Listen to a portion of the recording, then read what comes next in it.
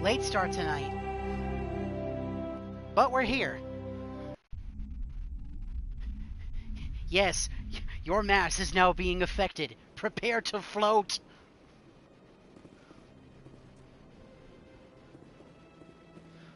Alright, well, immediately starting this off on a dour note. Commander Shepard, I am Nassana Dantius. I'm glad you're here. I must talk to you about my sister Dahlia. She's been kidnapped by slavers. I know the truth. Don't lie to me. Actually, she's dead.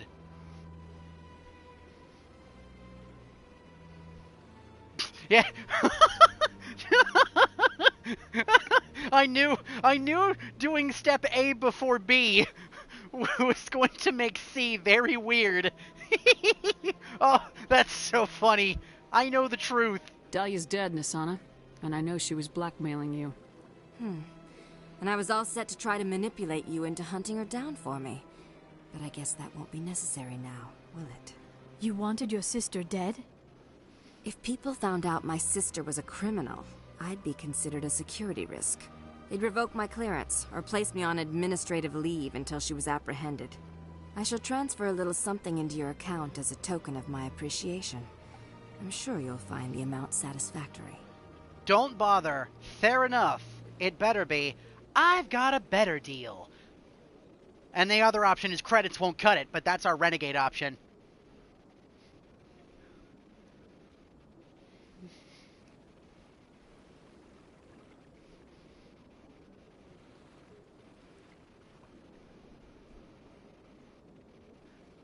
Well, let's find out. You're a diplomat on her way up the ranks. Could be handy to have a Spectre who owes you a favor. You make a good point. Anyone can come up with credits, but I can give you authorization to purchase prototype Asari mods. I will get you added to our manufacturer's preferred client list. I think you'd be very interested in what they have available. Ooh. Goodbye, Shepard. It has been a pleasure doing business with you. Hey! And we got the credits, too! Let's go! VIP access! And we got the credits, and we leveled up off that. Fucking yoink! Gimme, gimme, gimme! That's so funny. Alright, so we might as well max out our decryption and electronic skills. It'll increase the power of our abilities, so why the hell not?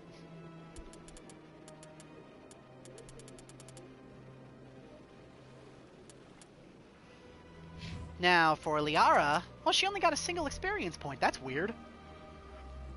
Warp. Oh, well, that's weird. Garrus only got one, too. Huh. I mean, we are already level 21. We're just about halfway to the level cap. And the game's just started, by the way. We're not all that far in, and we're already almost halfway to the level cap.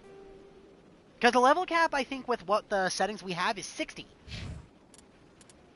Alright, now, what other things did we have here? Right! It was Admiral Kahoku, and he's upstairs. Plus, we have all these things.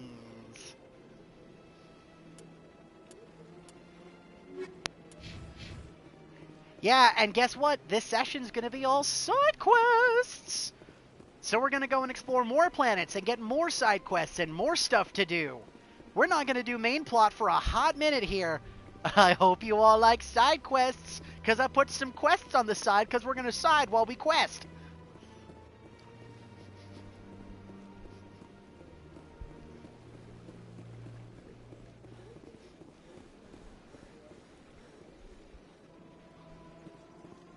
Yes! Side quests.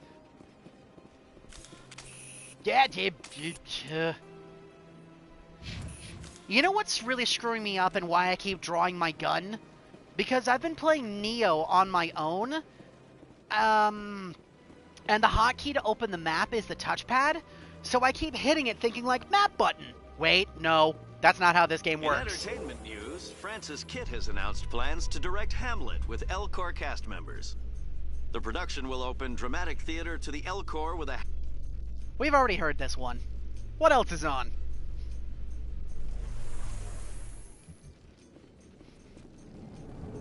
Alright, now Admiral Kahoku is up here somewhere.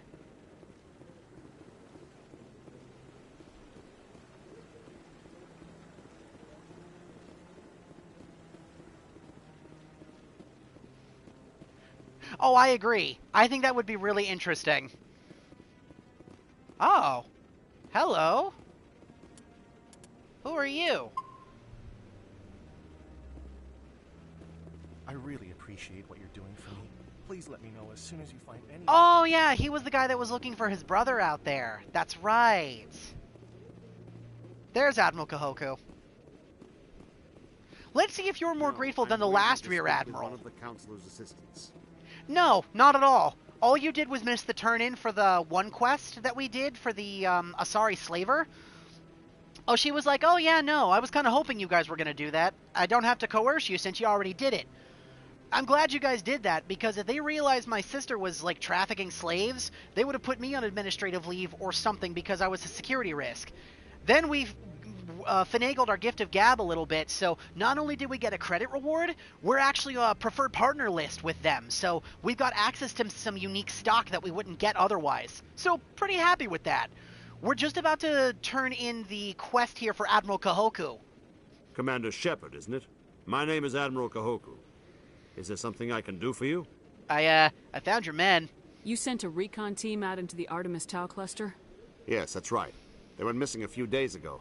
I've been trying to find out what happened to them, but I keep getting the runaround from Alliance brass. Do you know something about this, Commander? I'm sorry. I've got some bad news. They're dead.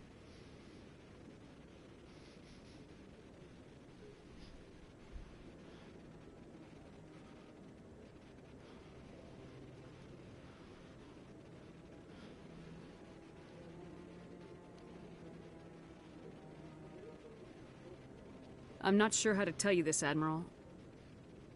Your men were killed by a Thresher Maw. A Thresher Maw? That's not...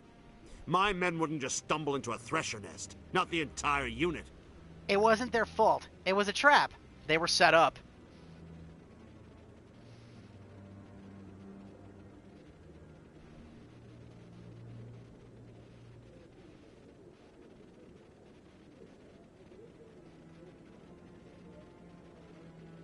Somebody lured them there with an Alliance distress beacon. Placed it perfectly so they'd land right beside the Thresher nest. Damn it. I had a bad feeling about this ever since my team disappeared. An Alliance beacon used as bait, my unit wiped out, and nobody seems to know anything about it.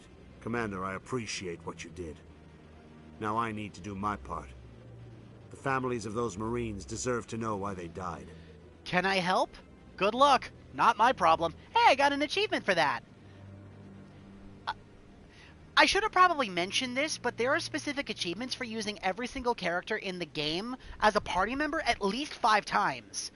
We got the human ones out of the way, so we never have to deal with Kaidan or Ashley again if we don't want to.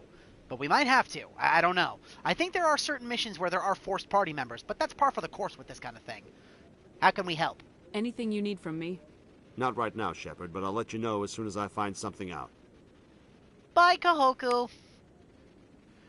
See, would you look at that? He was so much nicer than the last Rear Admiral we talked to. Oh, wait. Hang on a minute. I saw that. Ah, there she is. Could I have another word with you? Hello, Emily. What are you doing up here? Hello again, Commander. I've got a proposition for you. Since you helped me get information on the crime syndicate, I've gotten a lot more backing from my publishers. I'm investigating traffic controller conditions now, and I wondered if you could help. Traffic controllers? What kind of help? Nah. Goodbye.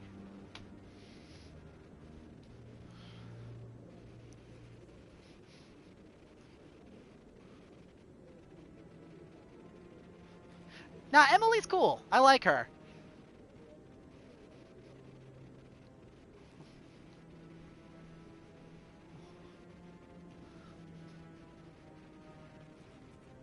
That seems like a step down from wide-scale corruption.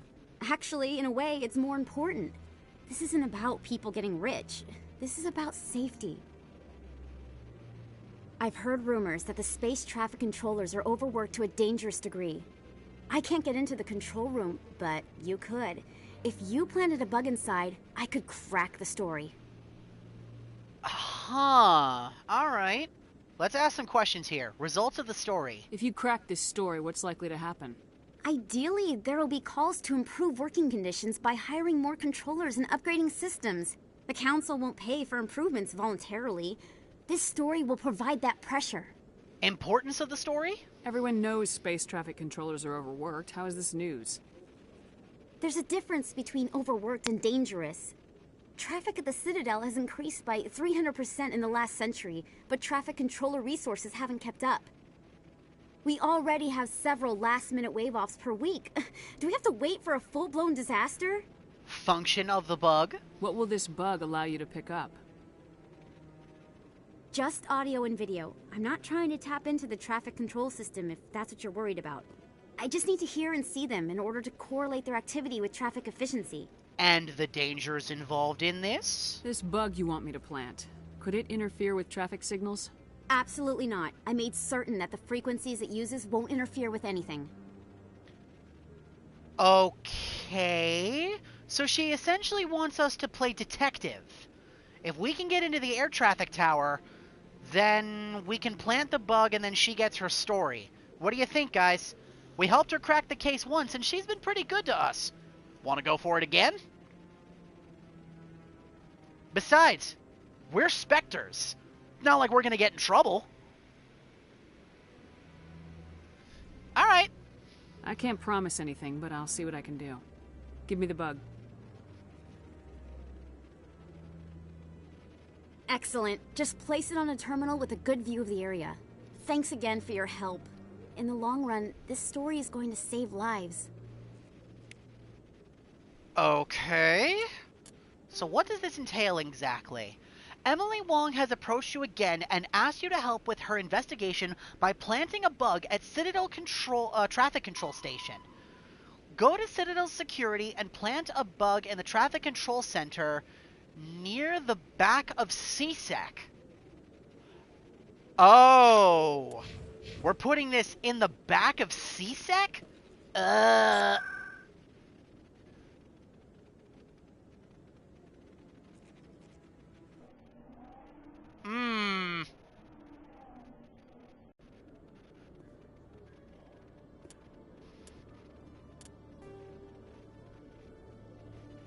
Yeah, that's over by the traffic control area. Well, former CSEC officer. Remember Garrus resigned from his post so he could join with us? We had that conversation with him about his dad being pretty upset about that. Besides, it seemed like Garrus was gonna go on, it seems like Garrus was gonna be placed on some kind of administrative leave from everything that was going on. Oh, my bad. I didn't see that said X. Yep, I'm sorry. That was my fault. Oh, hang on a minute. There's a hard decryption here. Time to go poking my nose into stuff that doesn't concern me. Person of interest. CSEC is investigating a woman named Helena Blake. There's no hard evidence against her, but if these reports are correct, she's a powerful criminal element on the Citadel and was last seen near the Emporium on the Presidium. Presidium. Persimmon. Persimmon.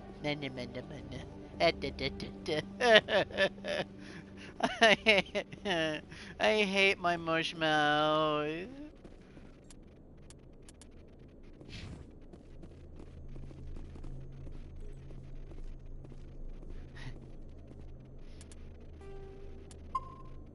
Alright, let's see here.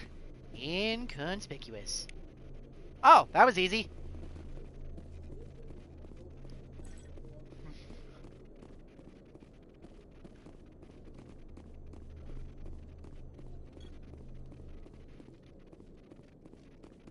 No hurt.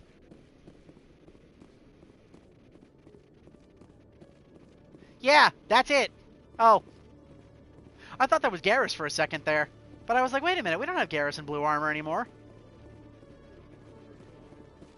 Yeah, that's it. That's all we had to do. Put the thing down and just forget about the rest, I guess. Alright, let's go talk to Emily. Citadel Tower. Okay, we did the thing. Alright, Emily, now what?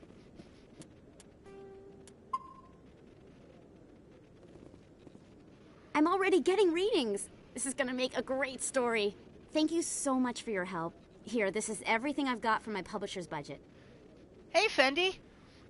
It's a good cause. You're welcome. This is the last time. How did Lords of the Fallen go last night? I see you already fought Pieta. How did you do?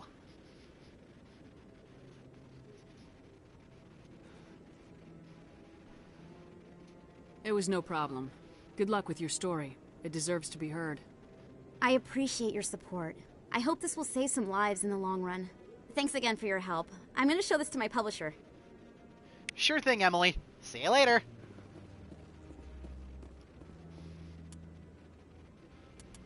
Yeah, I saw.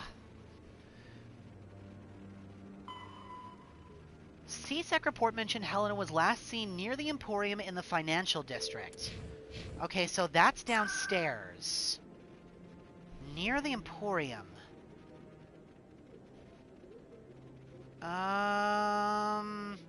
Financial district.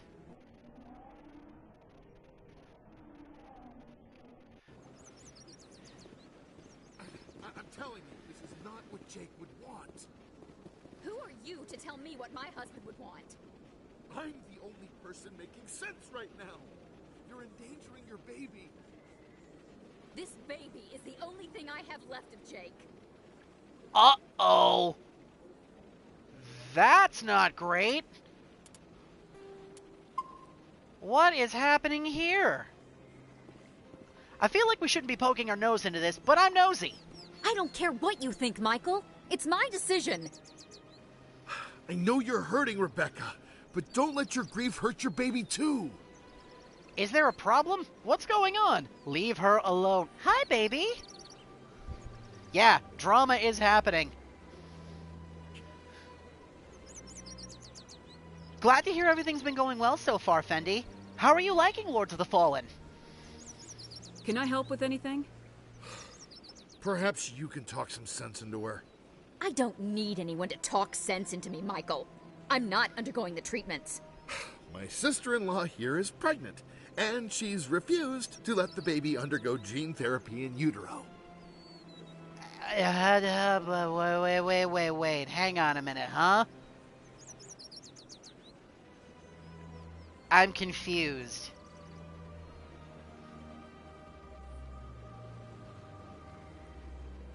Yeah, that's kind of my thought process. Like, what the hell's going on here? How exactly do we answer this? Okay, Lauren, introductions. So, I actually met Fendi because he popped in while I was playing Wuchang. Nice guy, super cool. He streams as well. The other person that is currently here is Chrissy. This is one of Deej's and my friends. And then there's you and me.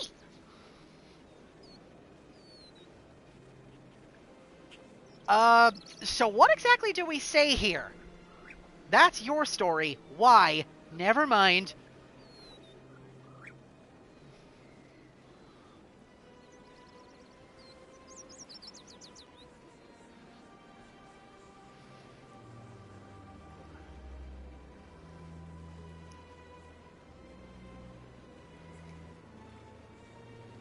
Why? I thought gene therapy was common.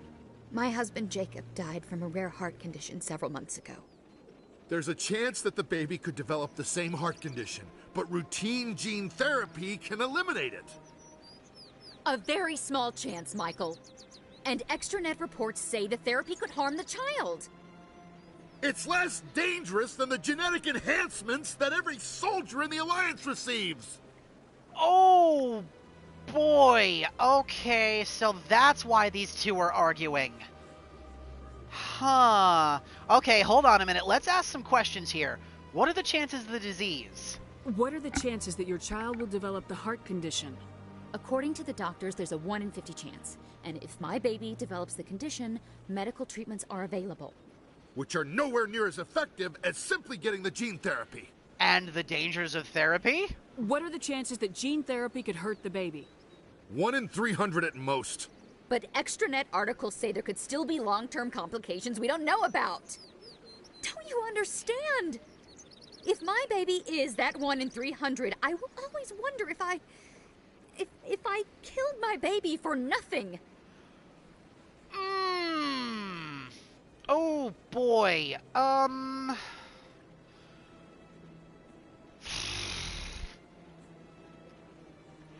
Deej, it's my turn to say this. I'm stepping back.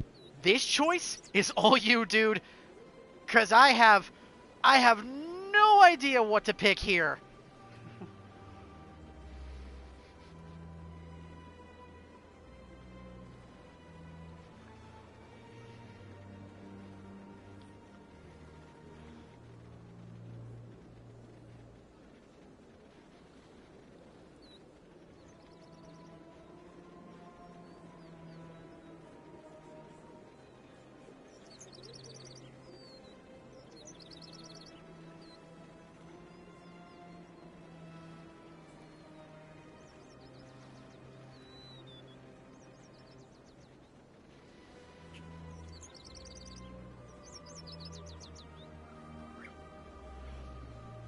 Okay. It's Rebecca's child, Michael. I think you should honor her decision. Damn it, she's not choosing. She's acting blindly out of grief. We've asked all the questions that we can already, babe. He doesn't get to tell her what to do, and I mean, I agree. I wish I could do more. Goodbye, never mind. And our Paragon option is it's still her choice. And you know what? I agree. I think going with the Paragon choice here is the way to go. We would have picked that anyway, but still. I know you want the best for your brother's child, but this is not your decision. Of course it is! I'm the closest thing to a father this baby is going to have. Then act like it. Listen to what you just said. It's not your baby. If that's true, then act like it. That's what I would say.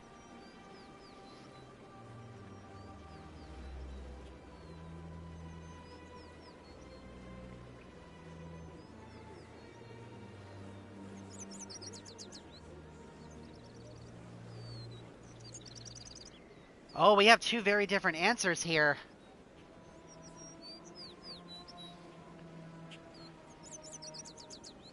Yeah, and again, we don't really know what this is. See, here's the problem with this lore, and I was talking with Deej a little bit about this earlier. What you see in this wheel is not necessarily what you're going to say.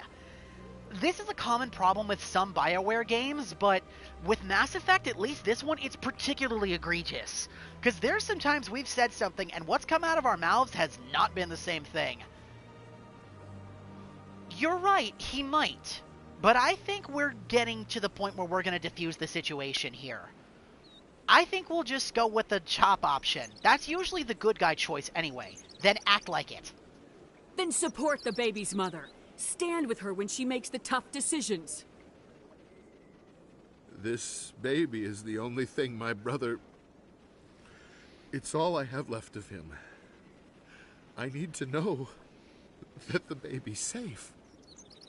It's all I have left too, Michael. I just want Jacob's child to be safe. I want to give him that much. We will. I promise. Thank you for talking with us. I appreciate it. Good luck, you two. I hope everything works out.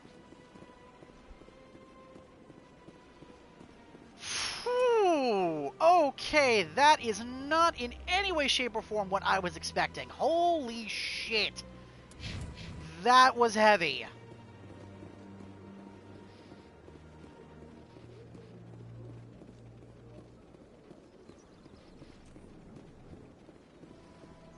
Ah, there she is. Helena Blake.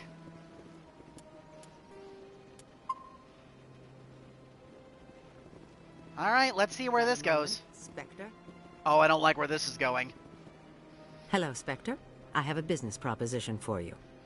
How do you know me? I'm not interested. Good for you.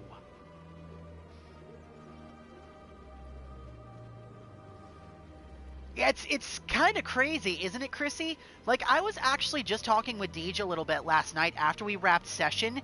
It's honestly kind of insane the heavy topics that this game discusses that are just right front and center, and they do not shy away from it at all. In some ways, it's awesome to see. In other ways, it hits a little closer to home than one would like. It's kind of crazy. Dragon Age never touched anything quite like this. It hit the heavy topics, but not nearly this bad. That's the difference between hitting something with a hammer and a sledgehammer. It's so egregious. So how do we want to tackle this? She clearly knows us. She addressed us as Spectre, not even by name, just our title. Already she gives me bad vibes. Yeah, I agree. We play this smooth. How did you know I'm a Spectre? Word travels. Your name comes up in certain circles. I'm acquainted with a pair of powerful crime bosses. They're hiding on remote worlds, and I have the coordinates. You could do the galaxy a favor. Defenses. What kind of defenses would these two have? I haven't the faintest idea, but they're certain to be armed. Their partnership's soured, and each believes that the other intends to kill him. They will be well prepared. Yeah. That's really interesting, and we have a couple of extra options here. No, I won't do this. I'll do it, not a problem. I could charge you. This is an obvious trap. Or we could keep asking her questions.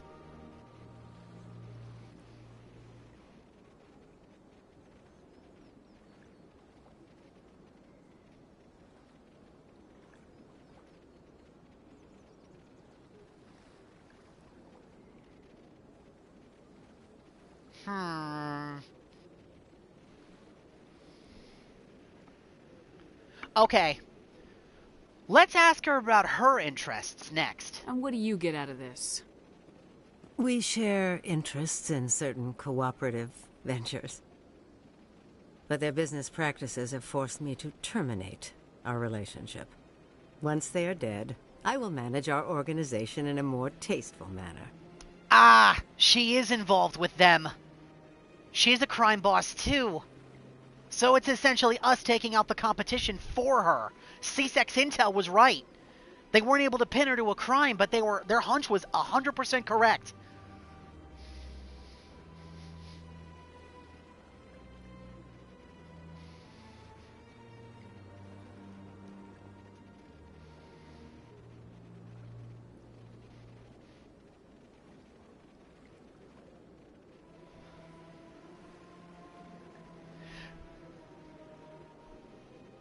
Because we're a Spectre.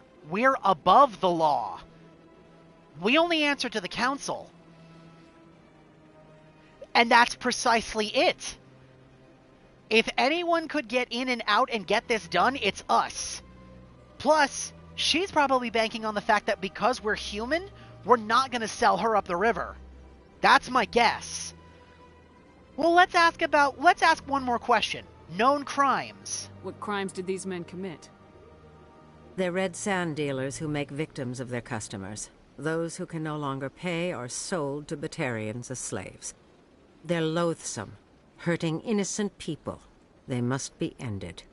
And you're better? You're a crime boss too. Okay, yeah, the drug trade and the slave trafficking is bad, but you say you're gonna lead these people better? I don't buy it. I think you're full of bullshit.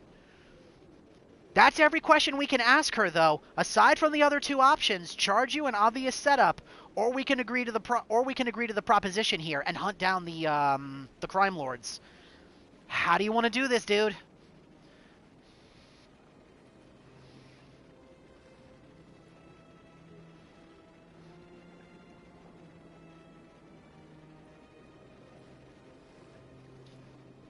I eliminate them, and then you take over and try to eliminate me.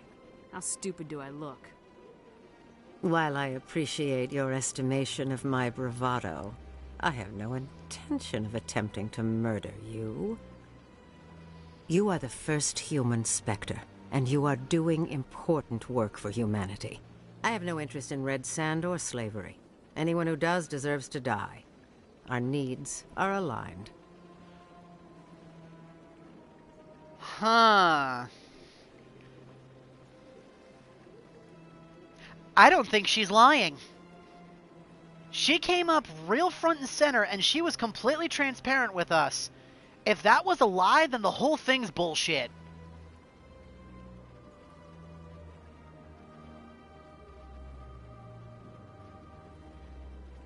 Yeah, I don't think she's lying. If she was, she wouldn't have come out straight up and said what she said.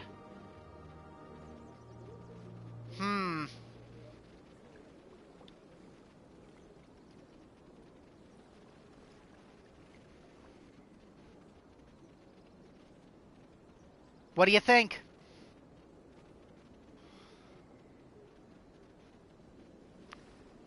Okay. If they're as bad as you say they are, they need to be dealt with. Excellent. Here are the coordinates. When these men are dead, I will wait for you at the third set of coordinates. Goodbye, Commander. It's been a pleasure to meet you. Well? Oh, we got renegade points for that. I'm not surprised. But it was only 2. And for the most part, we are far more Paragon than renegades, so... Plus, I think you're right.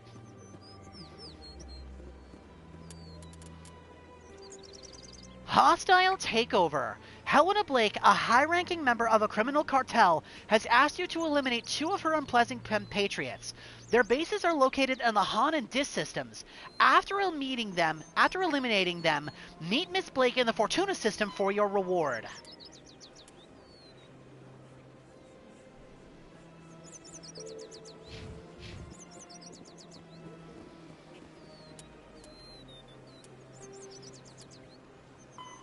Okay, there's that. Okay, those are the metals. That's the mining research team. Those are the privateers. We haven't seen Conrad anywhere yet. That's the Hawking cluster, and that's in the Hydra system.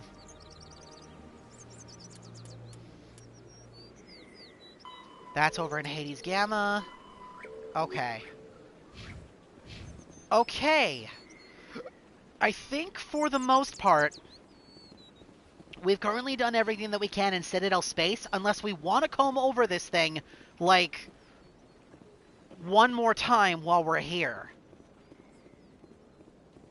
Which I don't really think we need to do. We hit basically most of the spots we needed to hit, so... What do you say we get out of here?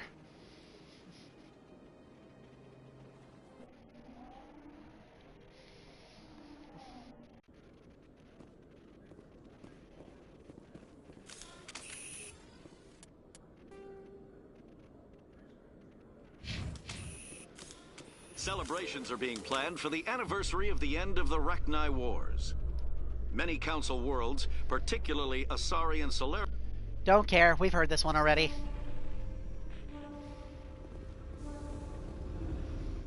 Yup, time for more side quests.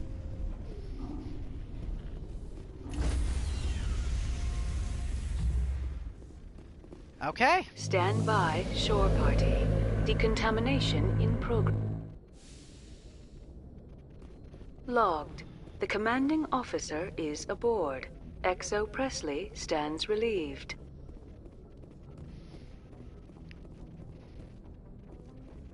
Yes, everything but story. It's side quest time. Woo! Alright. Message coming in. Oh, that was quick. Patching it through. Commander, Ms. Al-Jalani's story on you just aired. She shouldn't have ambushed you like that. But you handled it pretty well.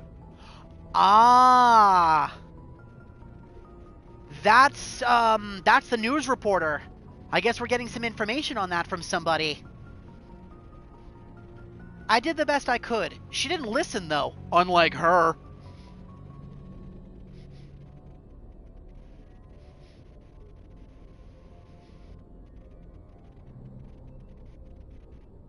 We had differences of opinion, sir.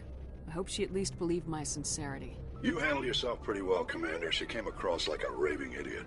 Just wanted to let you know what the response was back home. I won't keep you any longer. Fifth Fleet out. Cheers, Admiral. Thanks.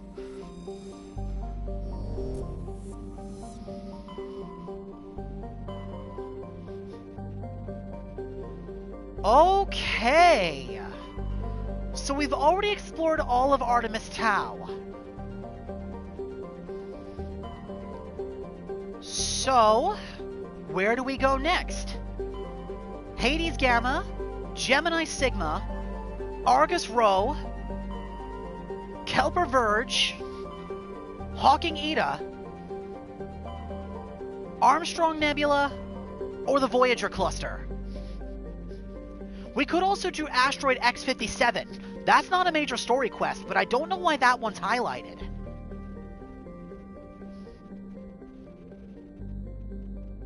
Where do we start?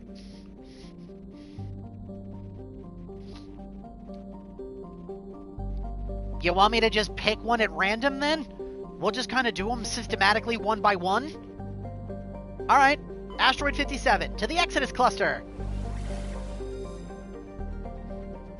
Oh, well that'll make this easy. There's only two places we can go. Utopia or Asgard. Let's start with Utopia.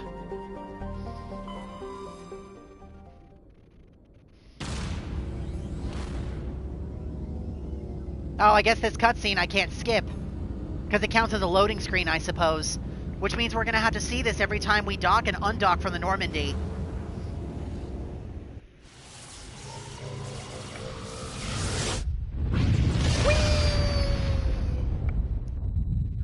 Oh, hi, Mark. Message for you, Commander. Just came in over a secure channel. Shepard, this is Admiral Kahoku. I found out who set that trap for my men. The ones killed by the Thresher Moor. Damn, I hope you get this message. It was a group called Cerberus. An Alliance Black Ops organization. Top secret, highest level security clearance. They vanished a few months ago. Dropped right off the grid. Nobody knew where they went or what they were up to. They've gone completely rogue, Shepard. They're conducting illegal genetic experiments, trying to create some kind of super soldier. I don't have any proof, but I found the coordinates for one of their research worlds. I'm uploading them with this message. They're completely out of control. Somebody needs to stop them. I've done my part. Now it's up to you. This is probably the last you'll hear from me. Cerberus is after me now. I need to disappear before they find me. Oh no! Admiral Kahoku! He was actually nice to us! Damn! Alright, same deal. We'll do the planets in order from furthest to closest to the sun. Starting from the outer ring and moving in. Xanadu, an atmosphere comprised of methane and argon. Its frozen surface is mainly comprised of potassium with deposits of calcium. Its location in the deep cold of the outer system, with lack of any valuable resources, leaves little to recommend it. Nirvana. Nirvana has a trace atmosphere of xenon and krypton. The surface is a mix of water, ice, and iron oxides, with cryovolcanic plumes of potassium concentrated around the equatorial ring. Nirvana has little of commercial or scientific interest. Though a few geological research stations were constructed in the early 2160s, all have been shut down over the years. The Alliance maintains an automatic ice cracking station, which has quietly stockpiled a large amount of deuterium fuel for use by the fleet. Zion. Zion is a hydrogen-helium gas giant even larger than Jupiter.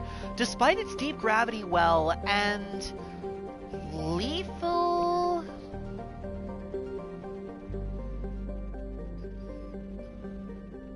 Lethal radiation, it supports a small helium-3 mining industry. The reason is simple. As the only gas giant in the Utopia system, it is the only local source of fuel for Eden Prime's power stations and spaceports.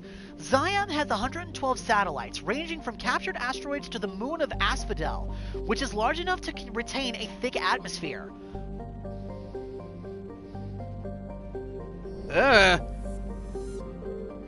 Oh, there's Eden Prime! This ideologic Agarian world was one of the first human colonies established beyond the Karen mass relay. Eden Prime's biosphere is usually well suited for importation of Earth native life. This fertility drew heavy immigration and development in the Systems Alliance and various cooperations. Today, Eden Prime is a model of sustained, organized development. The population is housed space-efficient arcologies that tower over thousands of kilometers of green field and orchards. We can't land there again, unsurprising. The last planet here is Arcadia. Can't do anything here either. An unusually large terrestrial world, Arcadia has a dense atmosphere comprised of nitrogen and helium. Its scorching hot surface is mainly comprised of alkaline basalts, but metal deposits are plentiful. These though several spectacular examples of, columnar basalt formations offer scenic beauty, Arcadia's hostile environment has precluded commercial development. Alright, from here, let's head to Asgard.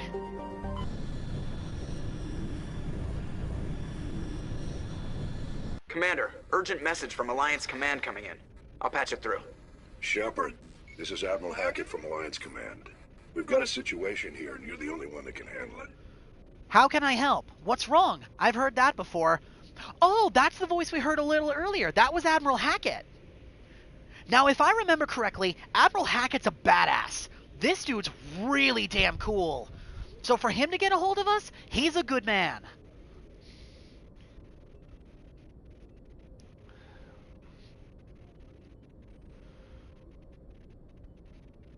How can we help? What do you need, Admiral? There's an Alliance training ground where we test weapons and technology in live fire simulations.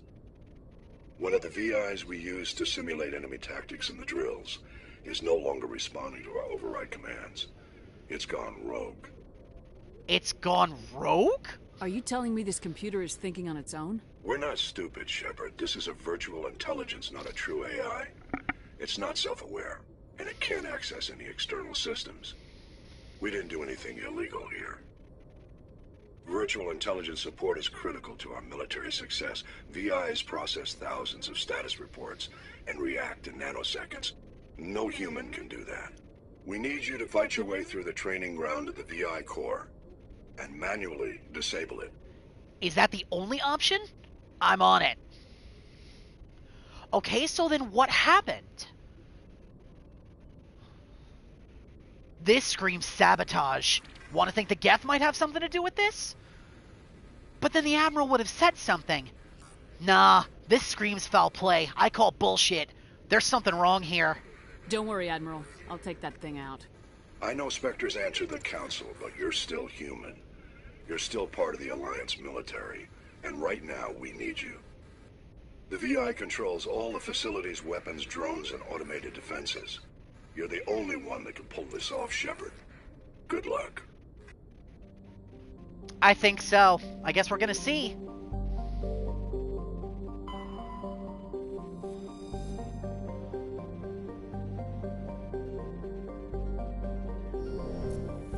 Okay, same deal.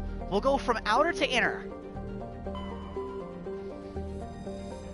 Loki is a small terrestrial world with little to recommend it. One of the hemisphere is largely covered by an ice cap, and the other by craggy, basaltic highlands. The rough, varied terrain suggests an ancient cataclysm caused significant damage to the world. This is seemingly reinforced by its unusually,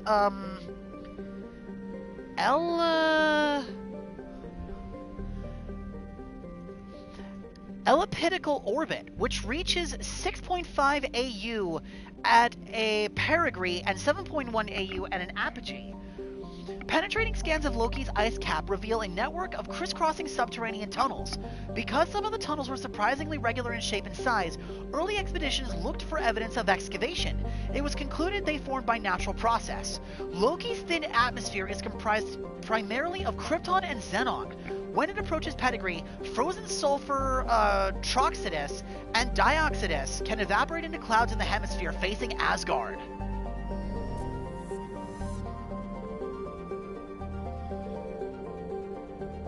Okay, so Tyr. Tyr is compositionally quite similar to Earth. However, it lies over 4 AU from Asgard and possesses an atmosphere primarily composed of nitrogen and ethane.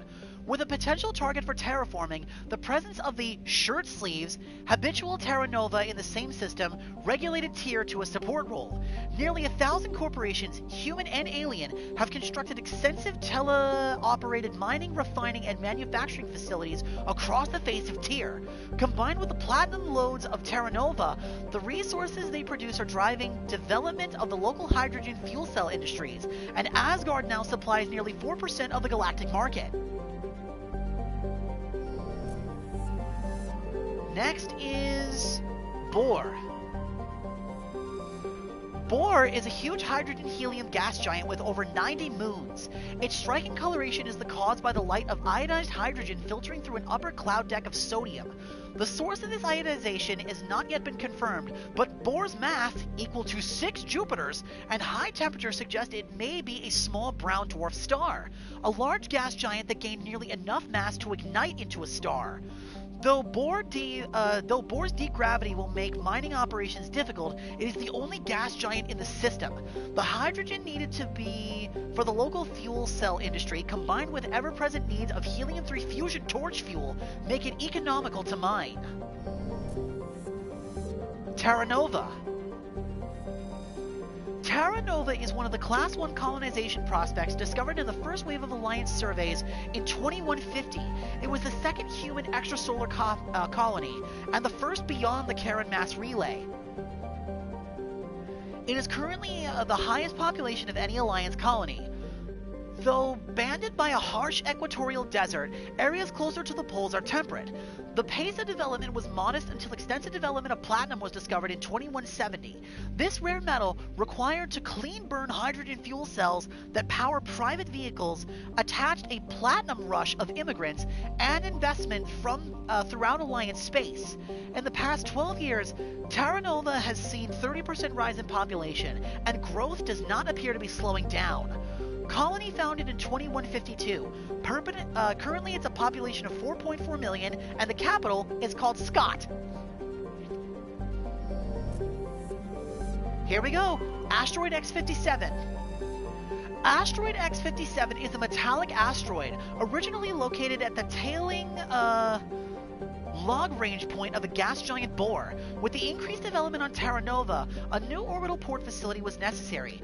Due to the shortage of funding, it was dedicated to mine out X-57, using the recovered resources to finish out the interior for habitation. The asteroid was decelerated from Bor's orbit using fusion torches, allowing it to fall into the orbit of Terra Nova. Recently, communications with the engineering team on X-57 have been lost. The fusion torches have reignited, and the asteroid is accelerating towards Terra Nova. Oh, shit. So, we have a catastrophic event to potentially prevent here, because if this asteroid crashes into the planet, it will cause cataclysmic damage. Let's see if we can go and fix this problem, shall we?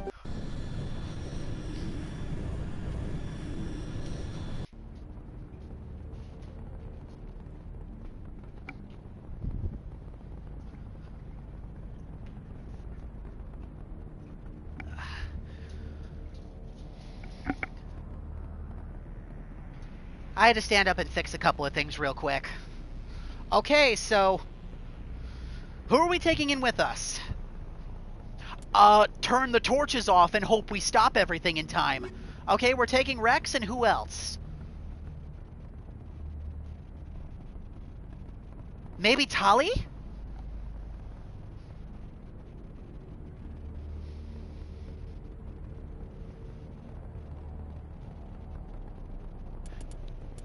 Tali. If we're dealing with engineering stuff, then I definitely think we're gonna want her.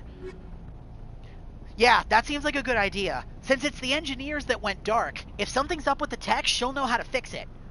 Plus, we need our muscle, so I think Rex coming in with us is a good idea.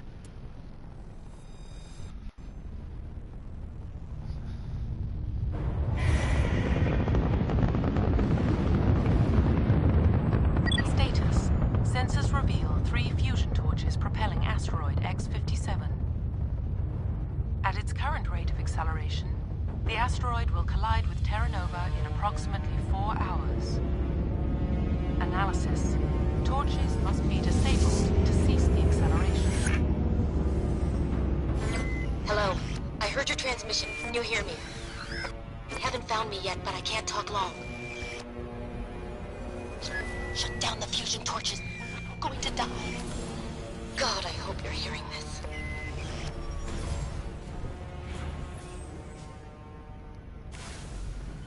Okay! This is a problem. Holy shit! This asteroid is a lot bigger than it looks. And we have 4 hours to shut this down or we're all going to die.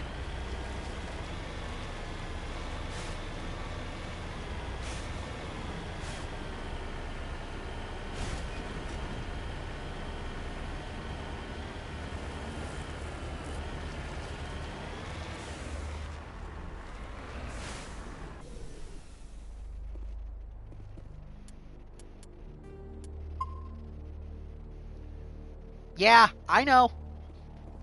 What's this? Body of G. Mendel. This victim was badly beaten before being killed with a pistol shot to the back of the head at close range. It's likely he surrendered, only to be executed by his sadistic captors.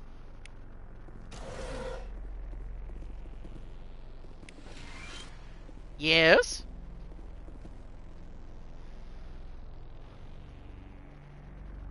Oh, yeah, absolutely.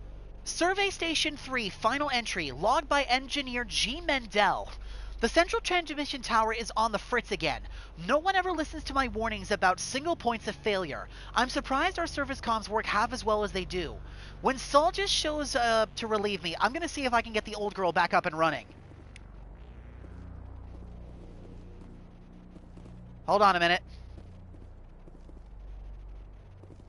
Yeah, there you go. That's Rex's full Enviro suit.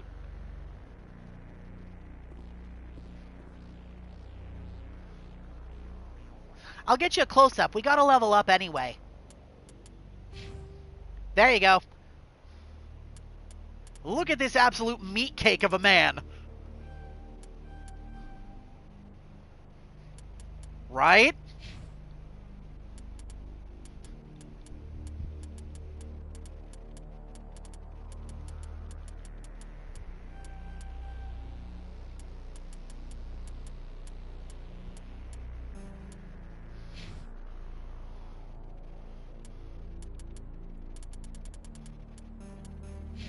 Okay.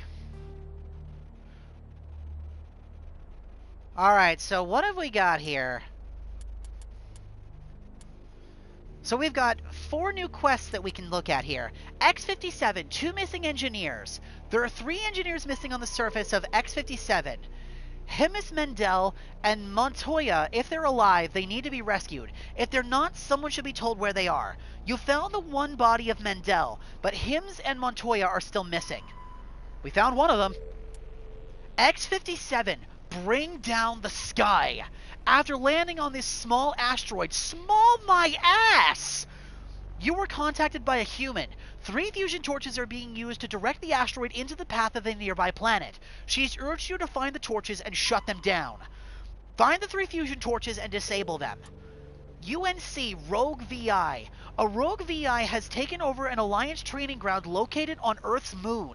Alliance Command needs you to eliminate the VI. Head to the Sol System and the local cluster and deal with the Rogue VI on Earth's moon.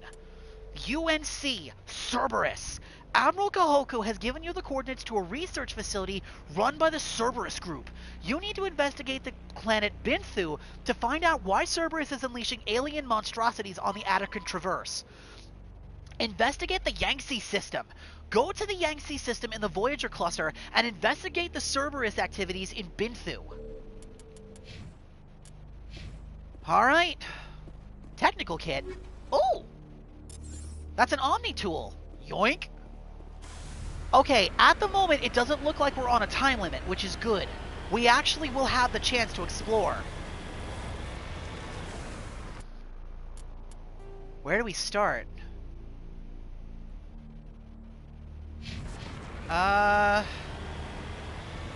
Alright, well, first things first.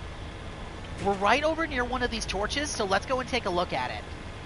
I'm expecting hostiles. I was right.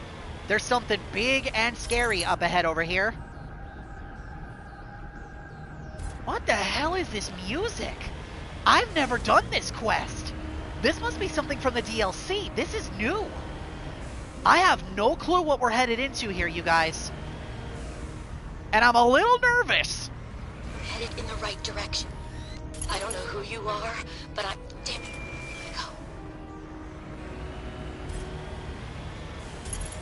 Ah, that's what those are. They're gun turrets.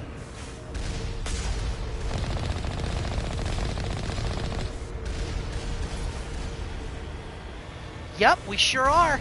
Because I have no clue what we're getting into here. Not the foggiest. This is all new content for me.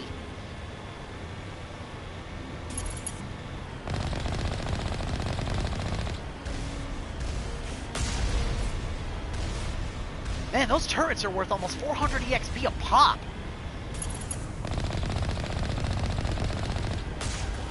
I missed.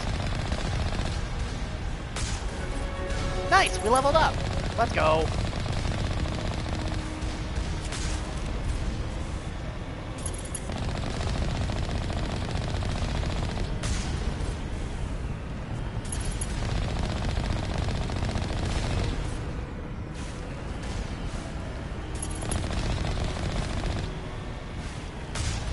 There we go.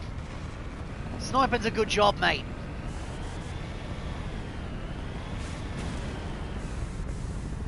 What's in here? No, no, no, no, I don't want to return to the Normandy.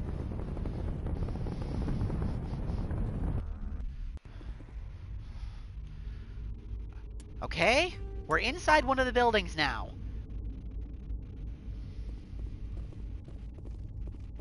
That goes outside. Oh, we got bodies here.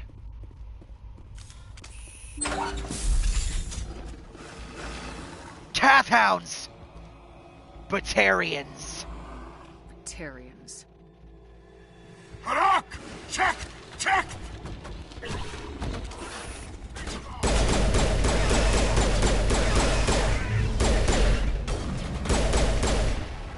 Release the Baron!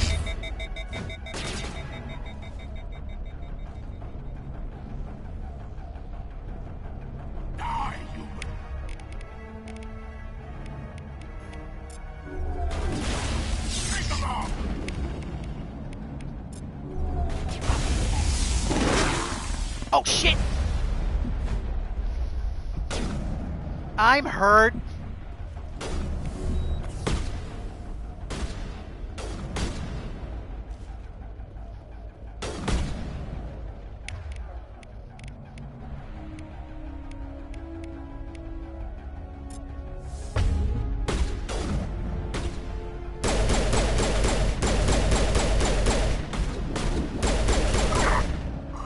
There we go.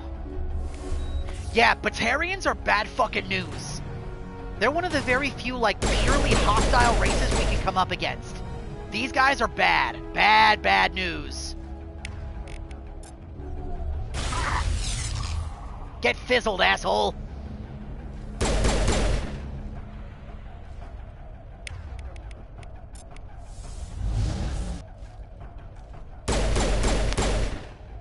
Got him.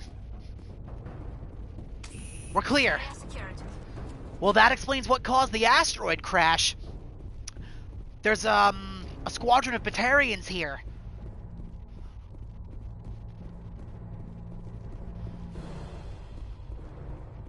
Bruh. I don't appreciate that very much.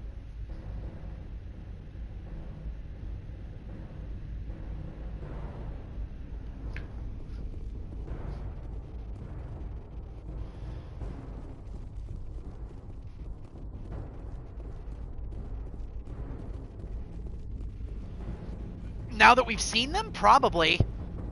Excuse me.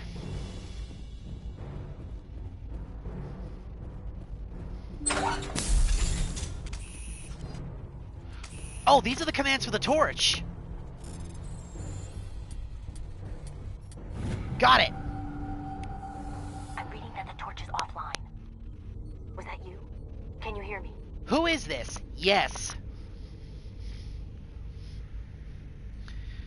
I knew we were going to come across these things eventually. I hate the Batarians.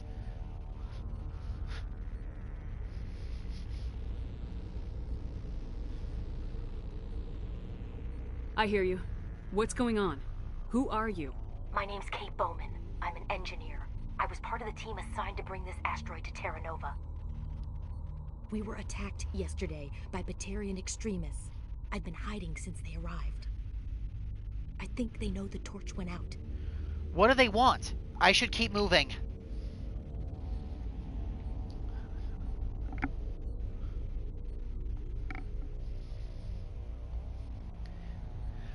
Yeah, because they were going to harvest off of it. That was some of the information that we, that was some of the information that they were talking about. Just to make sure they didn't have to send the ships nearly as far, they strapped the rockets to the asteroid so they could bring it into orbit closer to Terra Nova so that they could pick off of it to get some resources. Unfortunately, it looks like the Batarians got here first, overrided the colony, killed the engineers, hijacked the asteroid, and now they're just going to crash it into the damn planet. Crazy bastards!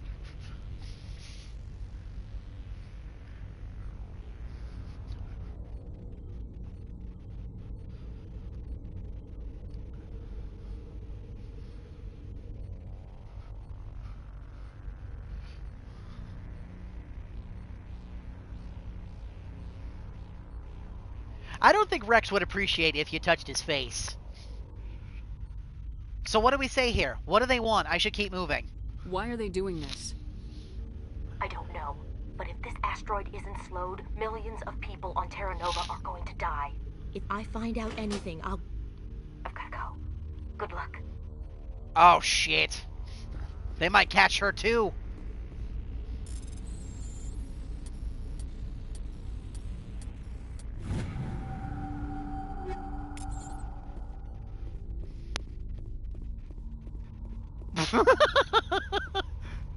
Oh, that's funny.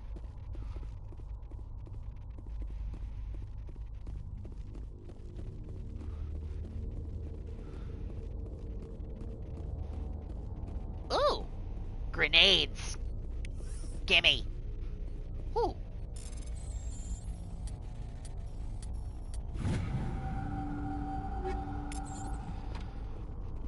Those are 4th and 5th tier weapons I see there.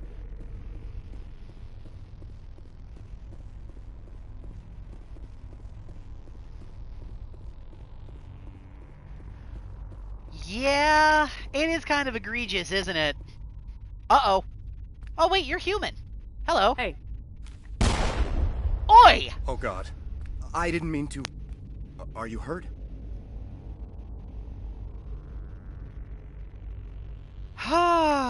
You're lucky I had my shields up, dude. I understand you're twitchy, but you almost shot me. You did shoot me. At least he apologized. Don't worry about me. I'm okay. What were you thinking?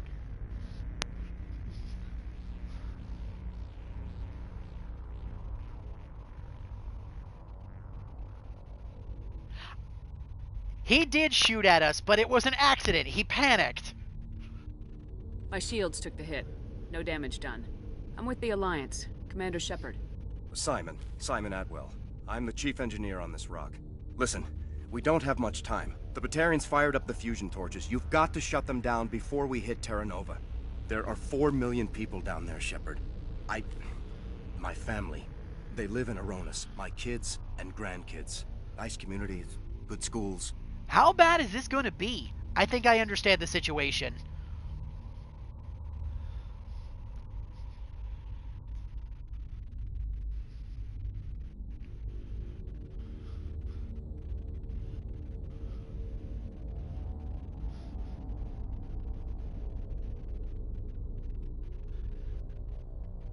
Batarians everywhere, and I need to shut down all 3 torches. Anything else I should know? One of the torches is surrounded by live blasting caps. We were set up to excavate when we arrived at Terra Nova. I rigged them with proximity detectors. That tank of yours will set them off, so you'll have to go in on foot. Even then, they'll explode if you get too close. Just go slow and easy. You should be fine. Huh? Did I just hear that right? He set up live grenades near one of these things. And if we roll anywhere near them with the Mako, they'll explode. We have to go towards that one on foot, and even then, if we go anywhere near them, they'll go off. I mean, he did say they were planning on mining the asteroid, but still, that's kind of shitty. That means we're walking into an open minefield. Oh boy! Can't you turn them off? You set them up. Can you disable them? Not from here. No. There are manual controls by the entrance to the torch facility inside the blast zone. You can disarm the caps there. One last thing.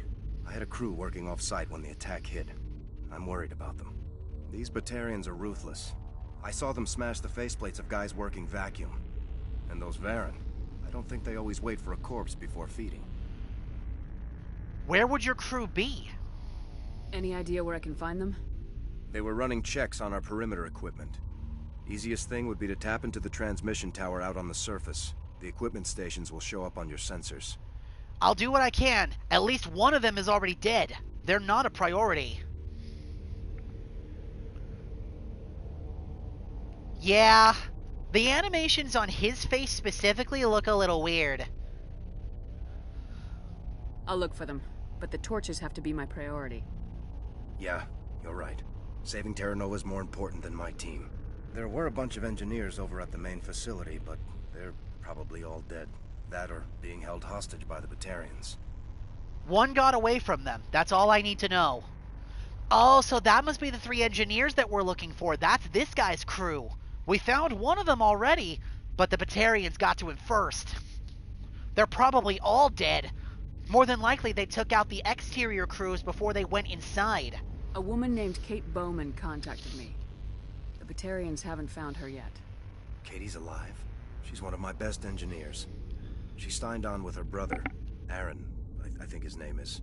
He's part of the security detail. I hope they're okay. Alright. Answer me some questions here. What did you mean excavate Terra Nova? No, evacuate Terra Nova. Give me a worst-case scenario. We can't stop the asteroid. Could the colony be evacuated? Shepard, it took 30 years for the population to grow that large. I'm sure they're moving people to remote areas, but they'd never be able to get more than a few thousand off-world. We just don't have enough ships. No one does. Well, maybe the Quarians, but I don't see them suddenly showing up and offering us a ride. Oh yeah, so this is like a real doomsday scenario. Either we do this or that whole planet is fucked. Tell me about the asteroid. Why were you moving this thing in the first place? Well, the idea was to drag it into Terra Nova's orbit, mine it out, and in the end you'd have a basic structure for an orbital station. That's what I thought. Cheaper than getting everything up into orbit from the planet's surface. The minerals we extract almost cover the costs. It's exactly like I had said on the little blurb. They were pulling this thing to not only mine it out, but hollow it out to turn it into a space station. Unfortunately, the Batarians got here first. What can you tell me about Kate? Smart as a whip and bold as they come. I hope she keeps hidden. If they find her... Oh, Katie. Don't do anything stupid. Stay out of sight. That's all I need. Enough talk.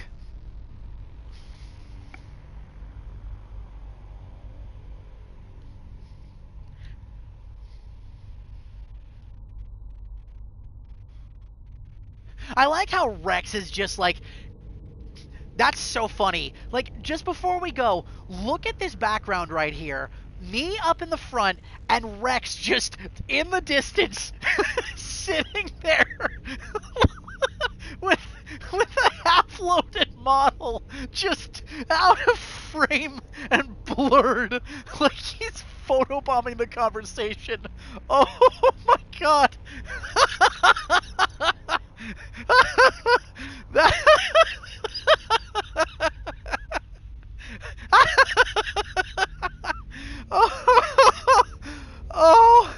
Oh, that is so funny. Oh, that's not even all that funny, but that is so damn funny. Oh my god.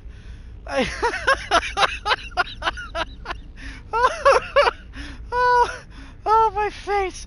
Oh, my face hurts. Oh my god. Oh, that is so funny. Holy shit. Okay.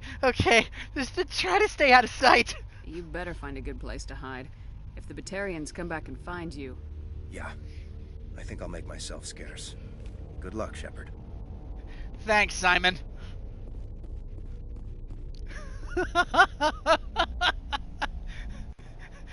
Rex is the best, isn't he? He's great. Oh my god, that's so funny.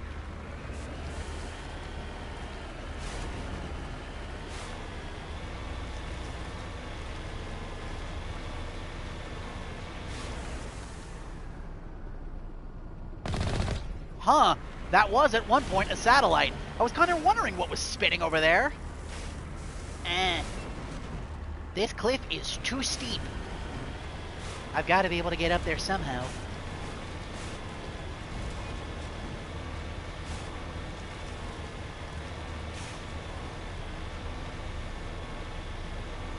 Maybe from here.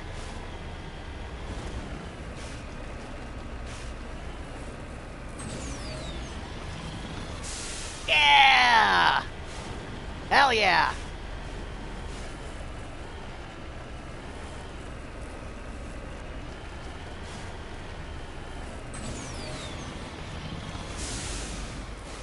Whoop, got it! Ha ha! Hell fucking yeah!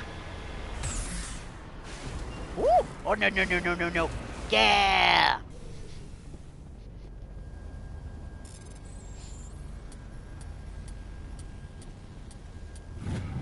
There we go. Data link between the transmission tower and several survey stations have been restored. Survey station locations are now available on your map. Brett. Ah, okay. So we stopped in right near Survey Station 1. The other one is over there. And over there near the other fusion torch. That being said, let's head towards that next torch. We're right over here, we might as well. So which direction are we going? That way.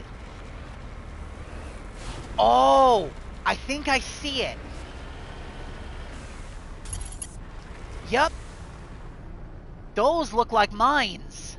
A whole ring of them. Geronimo!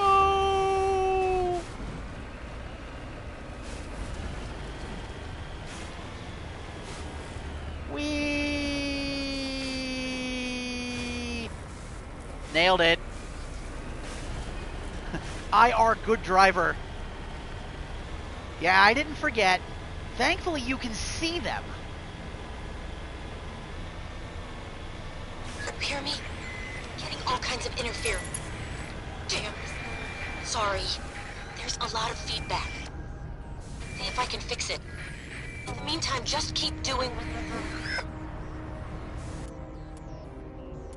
What are you talking about? IR good driver.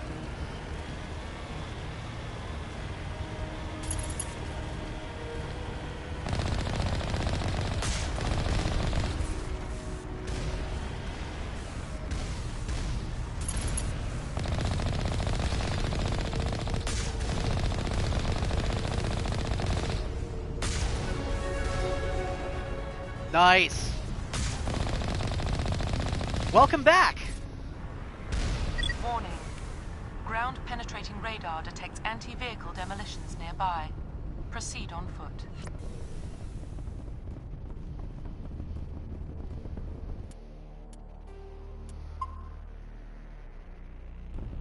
Okay. We just need to be careful. I don't know how big the proximity radius for these things is. So we're gonna go nice and slow.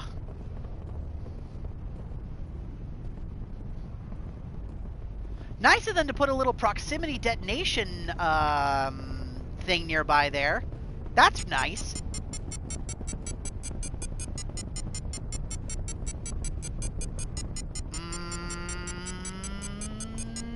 Nope.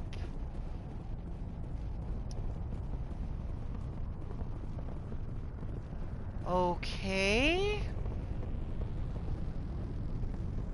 No!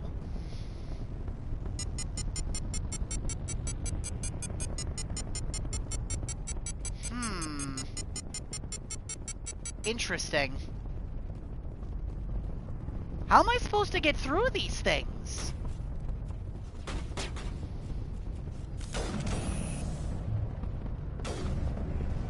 Powering up.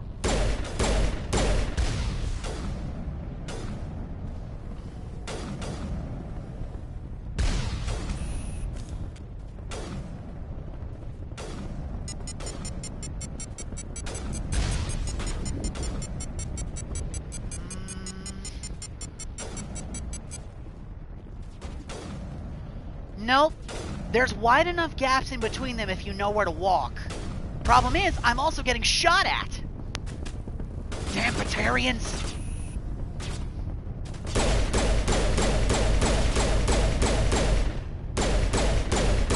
Piss off, asshole.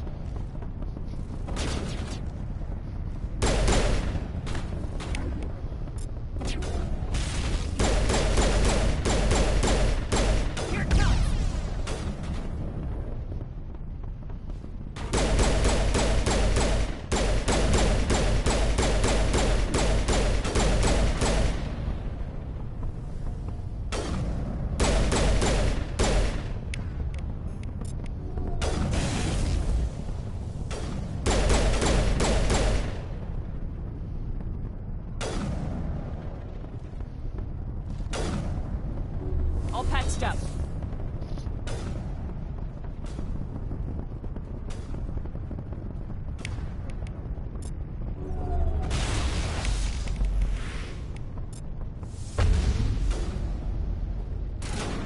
Filthy human scum. Sup, fucker?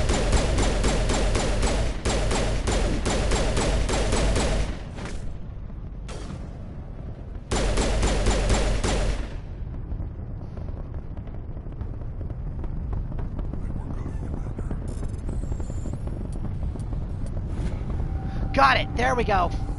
The blasting caps are disarmed now. Whew. We won't have to do that again.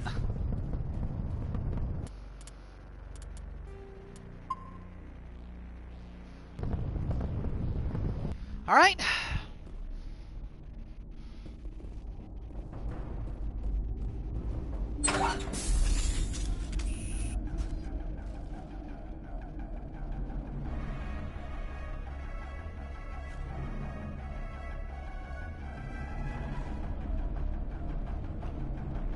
Alliance military!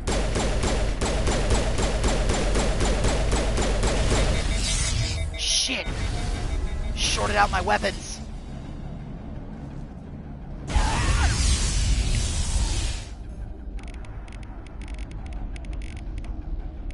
Bastard shorted my powers out too. Rex!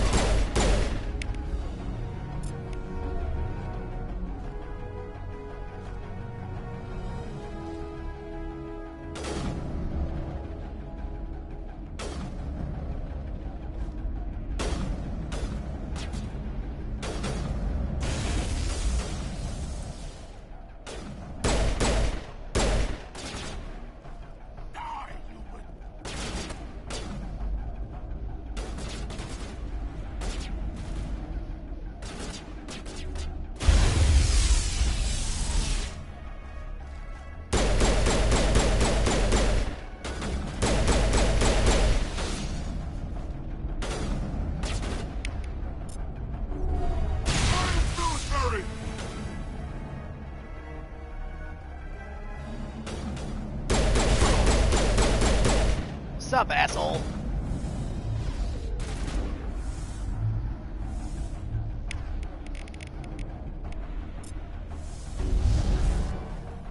Ah.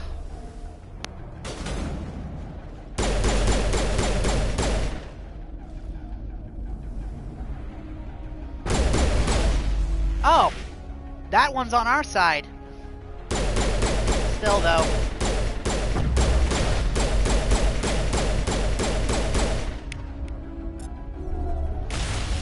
It is now trying to kill us, so...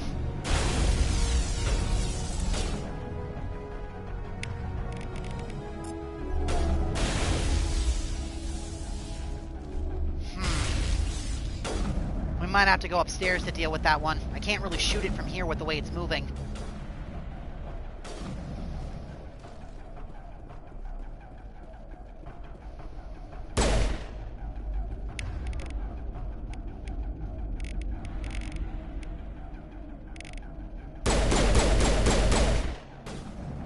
Oh, thanks, Tally.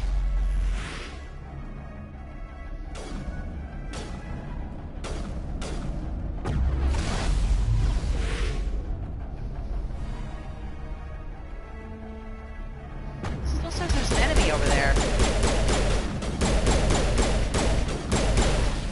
There we go.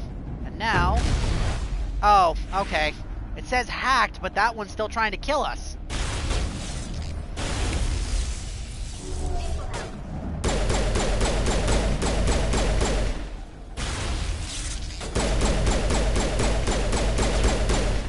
There we go. I think we got them all. Patching you up.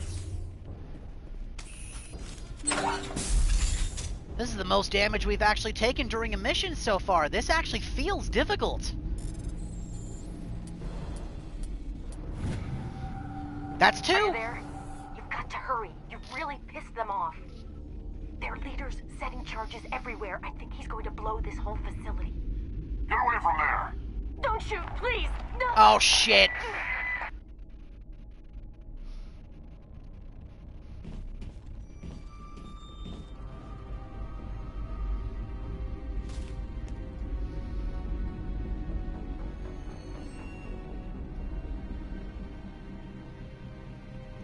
Who's shutting down the torches?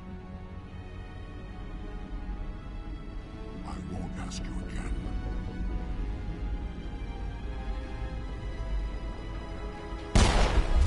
Oh. Find this problem and deal with it. Get her out of here! Bastard!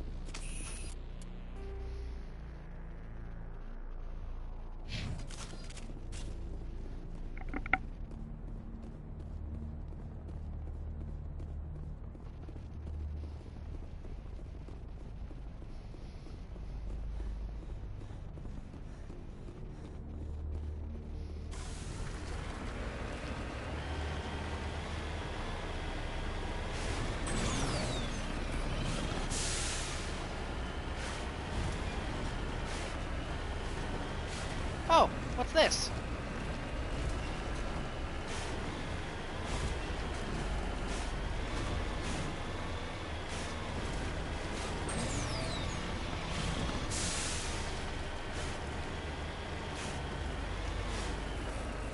There's a thing up here.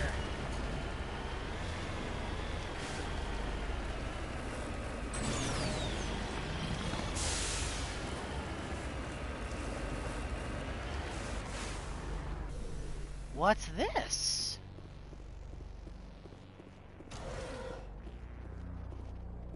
Ooh, more metagel? Yes, please. This computer is filled with operation logs and personal journals for a small pirate music station operated by X-57's engineers. It includes scripts for several promotional messages, none of which appear to have been recorded. Radio X-57, rocking this rock since 2182. Radio X-57, when your world seems hollow, we help you touch the sky. Radio X-57, talk hard. Radio X-57, your last best hope for rock within 300,000 kilometers.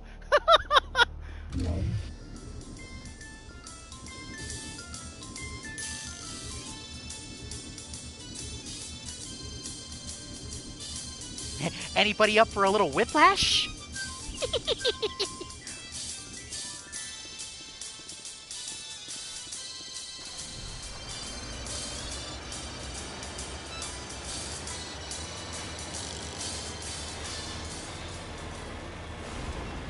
Aw, man, I was actually kind of hoping that would have played the whole time we were rolling around here. Damn, that's disappointing. What a shame.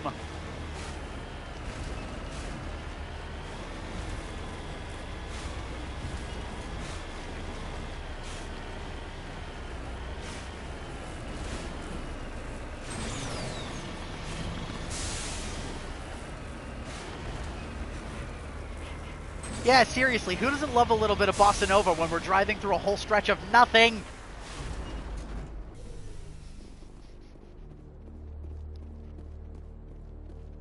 Well, I don't see any corpses here. Not on the outside, at least. But the door got blasted off its hinges. Ah, there's the body. Body of C. Hims. This body has severe burns and shows signs of major concussive trauma. Mercifully, the explosion would have killed her instantly. This is Dr. Himes. Oh, Himes. Damn Batarians. I can hear them out there prowling around, trying to find a way in. It sounds like they're attaching something to the door. If I don't make it, tell my family I love them. Oh, yeah. So that's what happened. She died in the explosion. Yeah, no, none of these guys are alive. Ain't no way.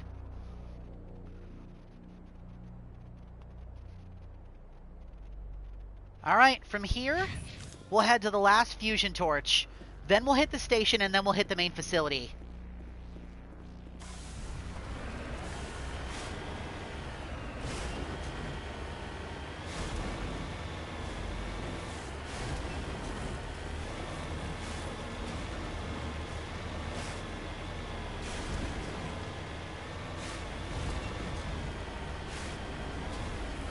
I miss the music.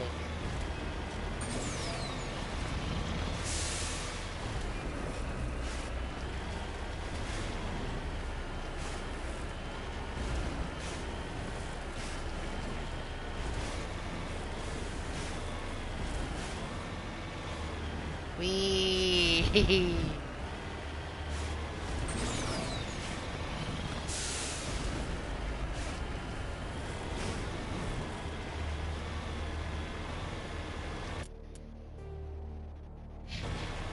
I are good driver.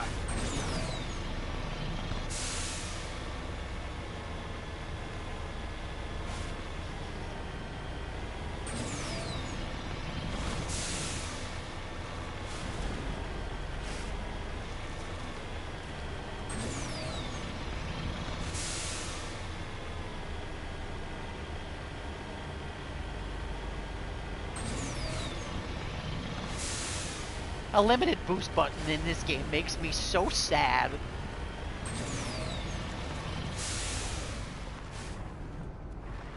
Man, I'll tell you what, Doomsday Apocalypse aside, look at that skybox. Look at how pretty that is. Wow, that is gorgeous. That's probably one of the prettiest skyboxes we've seen on any planet so far. Wow, that is pretty. That right there is wallpaper worthy. Wow, that's gorgeous. Okay, admiring the scenery aside...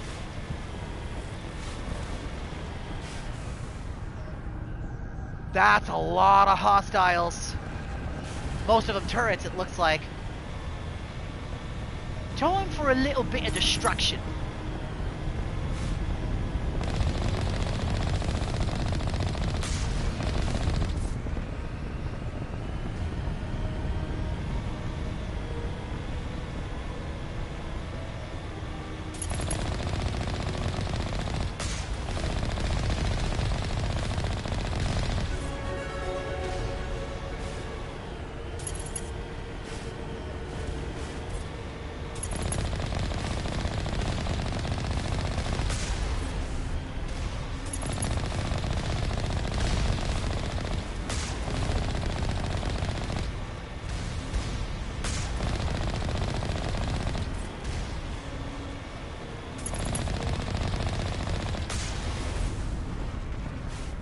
Beautiful. Redeploy. Easy peasy.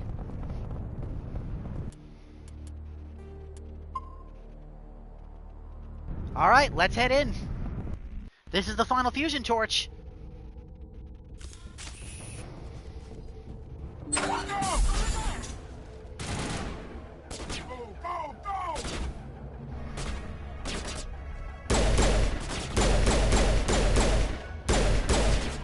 Cat hounds.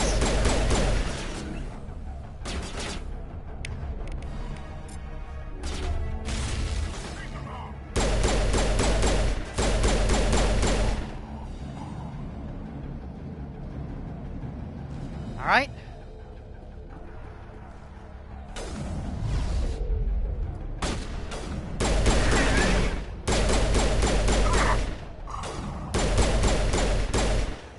What the hell was that walk animation? Did you guys see that?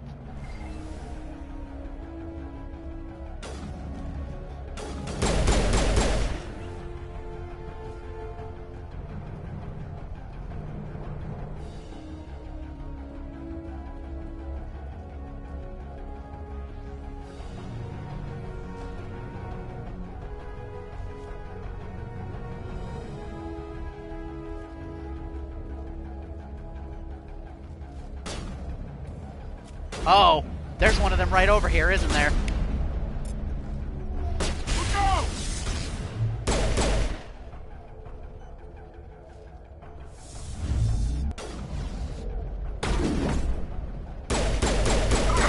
Get tossed, asshole! Alliance military! Hi! Hi! Whack! All targets down. Alright, I think we're in the clear.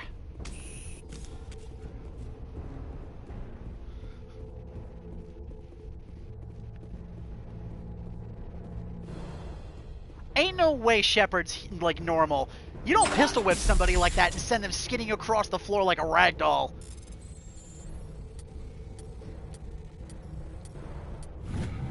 Stupid Batarians.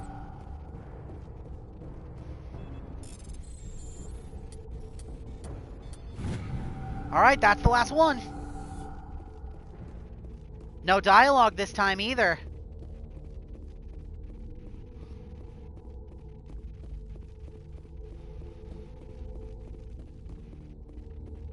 Hold it right there. This doesn't have to end in bloodshed. Ah, I see.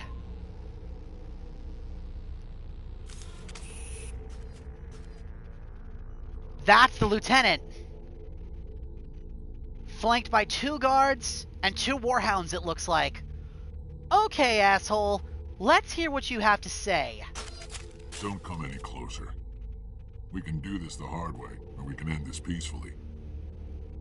I doubt that. Peacefully? What do you mean, peacefully?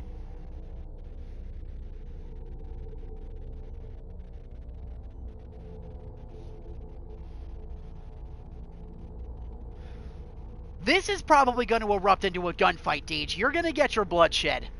But I'm curious what he has to say. How do you want to tackle this right now?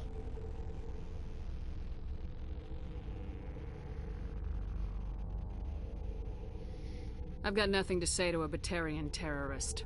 Look, I'm just doing my job here. Hijacking this rock wasn't my idea. I signed on to make a little profit. A quick slave grab, nothing more.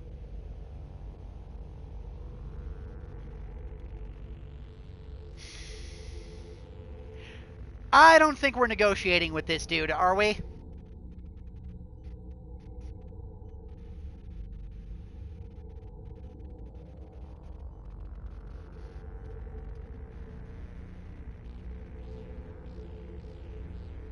That's reason enough for me. Damn it. Get her! No one leaves!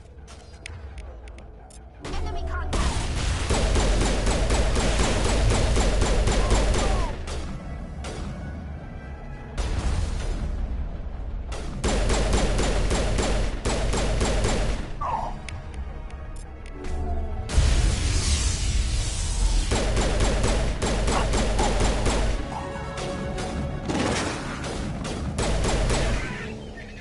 Now to deal with you.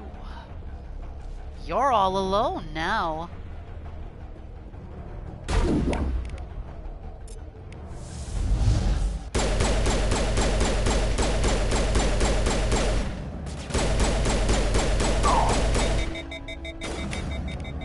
Goodbye.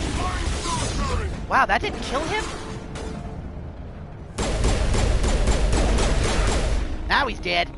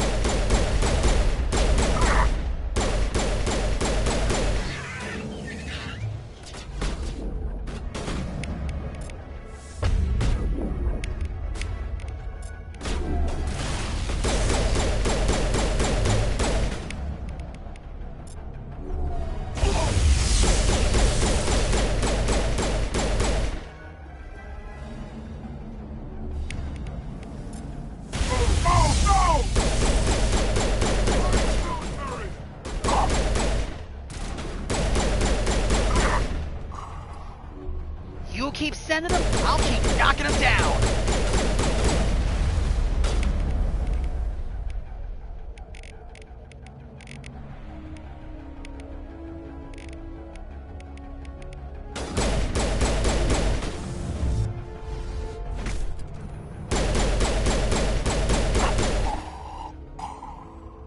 Get dusted, asshole. You have found the key card on the main to the main installation on the Lieutenant Charn's body. Nice. Now we can get into the main base.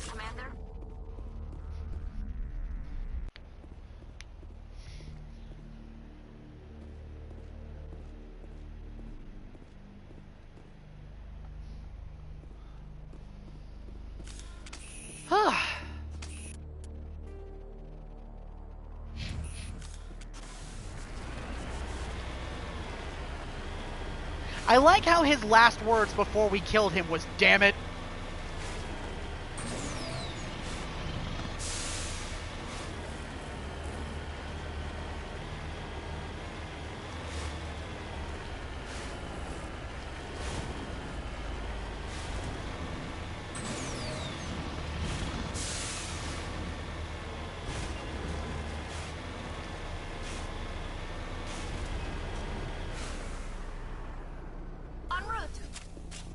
Looks like the glass got blasted out of this one.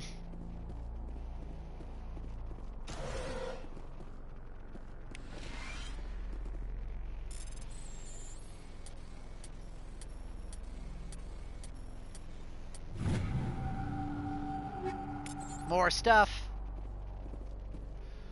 Survey Station 2 final entry. Logged by Chief Surveyor R. Montoya.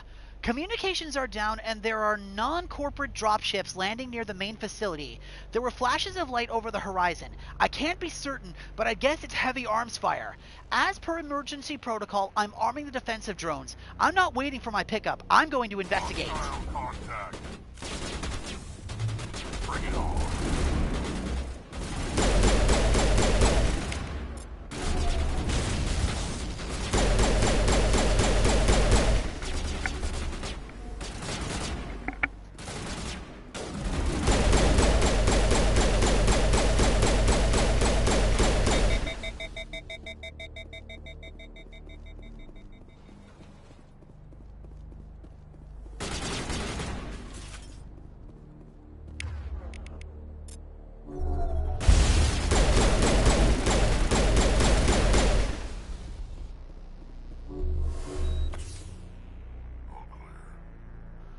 Nice! That went well.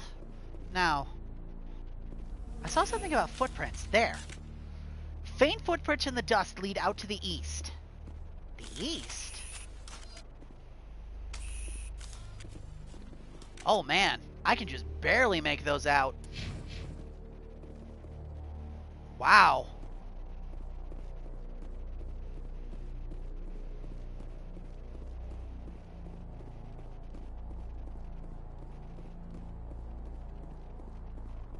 So he went this way? Actually, hang on a minute. This is dumb of me.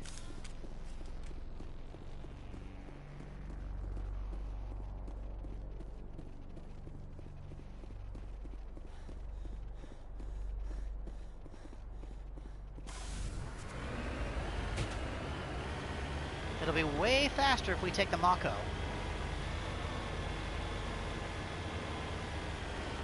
Ah. There he is. I think.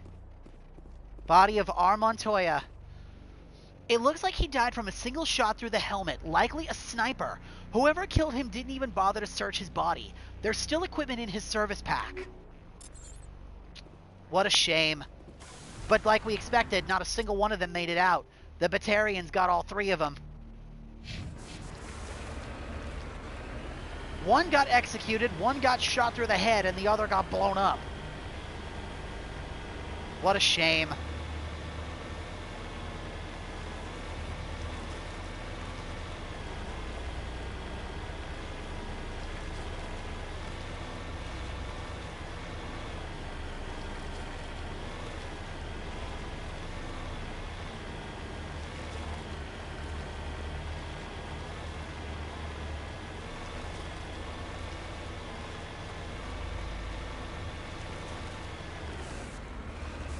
Here we are, the main base.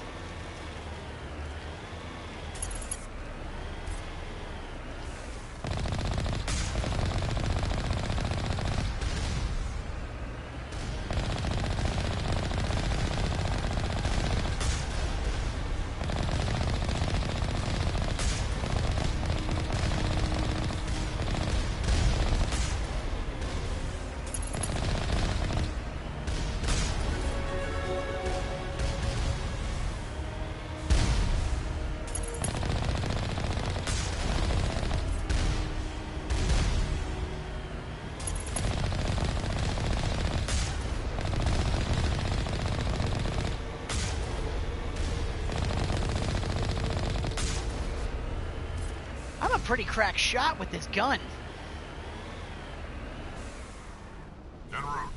Alright, here we are. The entrance to the main building. Before we head down there, let's level up. Man, level 26. Unreal. We're starting to actually take some damage now, so I think speccing into medicine would be a good idea.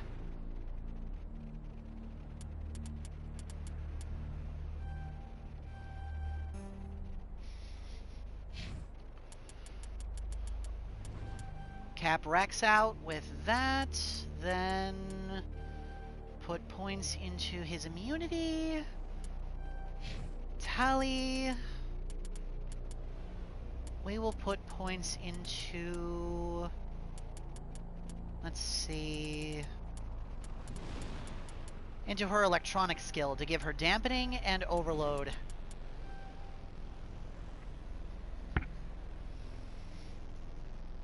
Alright, there we go. You have the passkey to the main facility. Head there and confront Bollock.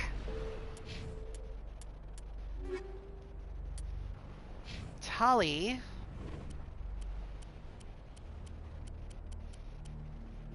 I will give her the Banshee as well. Next, shotguns. Just in case I need them. I will go with the Scimitar for me. Rex, I will give the Firestorm. And Tali, I will give the 5th tier Storm upgrade. Now for me, this is a new pistol upgrade. So... let's take the upgrades we have off, so that I can put them onto my new gun, which is going to be the Stiletto. Oh yeah, transfer upgrades to new item. Yes, please. Rex is going to get the Stinger pistol, and Tali will also get the Stiletto. Now for me, I will take the Hammer Sniper. The Equalizer I'm going to save for Garrus. He's got sniper rifle training. The rest of us do not. That's a biotic amp, so I get first dibs on those. Nexus tool. Tech cooldown bonus. Yeah, I'll take the Nexus tool, please. Tali, I will give the Polaris tool. Now...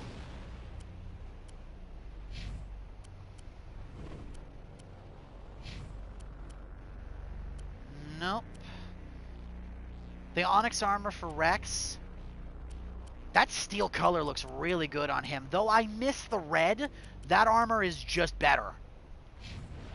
Now, for Tali, we do not have anything that she can use. So we need Quarian armor for her specifically.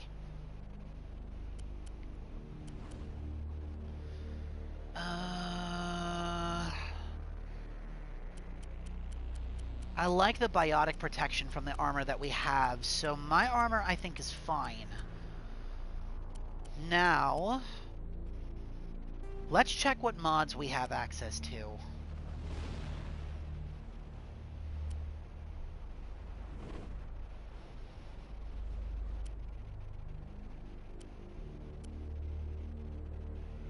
Ooh.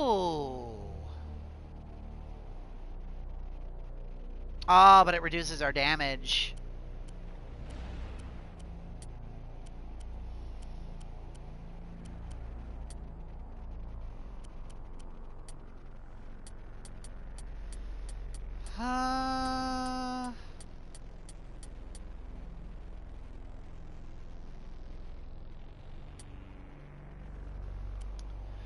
I think I'll take those cryo rounds instead. And then for this...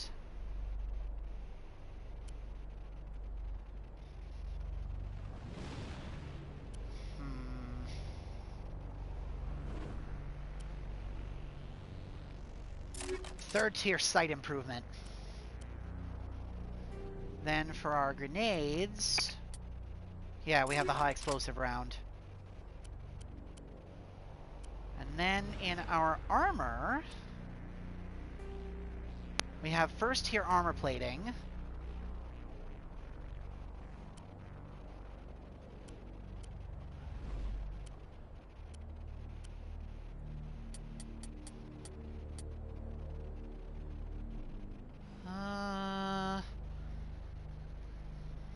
Yeah, increased shield recovery and extra defense from biotic attacks. I think that'll work extremely well for us. Alright.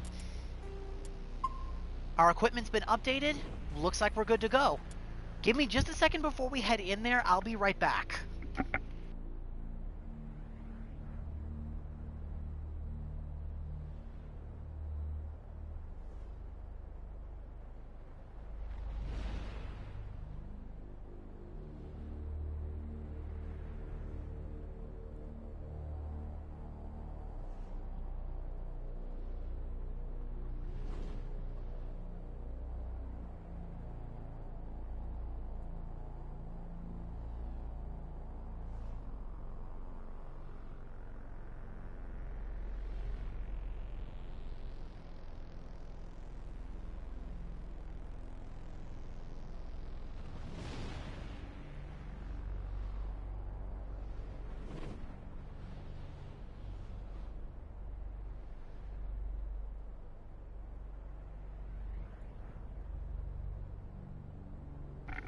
Okay, I am back. Just wanted to make sure Grandpa was all good before we headed down here.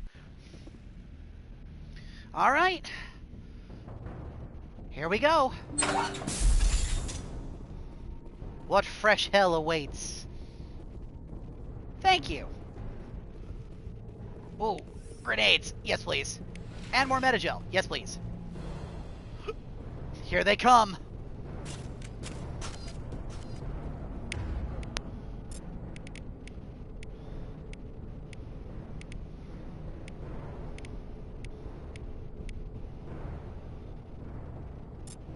Rex is going to equip his shotgun. I'll give Tali the stiletto. Alright. Let's crack some skulls. Oh!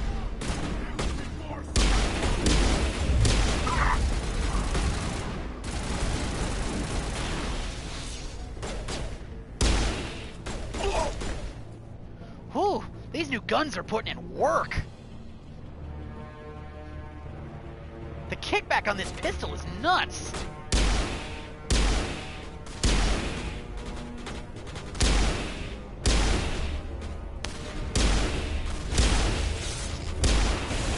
Hot damn.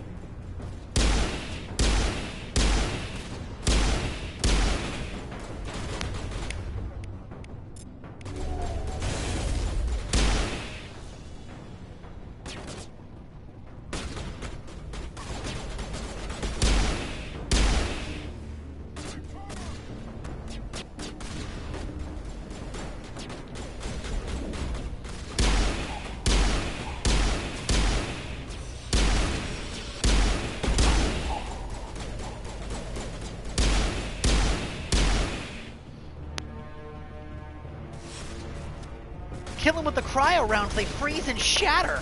That's funny.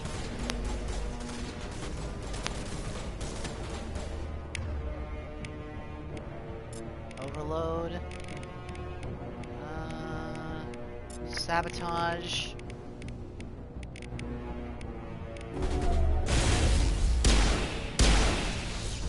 Badoom!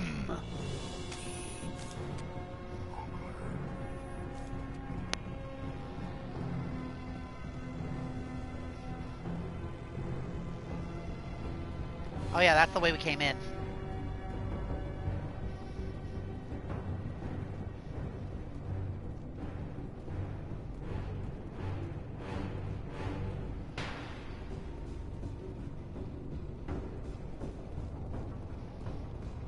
Not bad, not bad. All patched up. Might as well take the extra Metagel.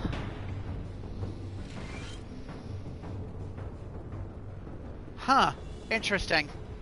Another Batarian just showed up. I don't know if that's one of the drones or not.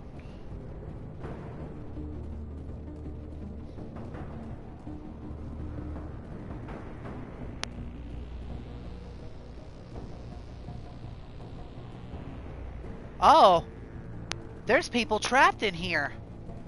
Looks like they've got them in holding cells. Surprise, surprise. I know you're there. Die, human! You humans. There he is. You're almost more trouble than you're worth. What are you doing? A lot more.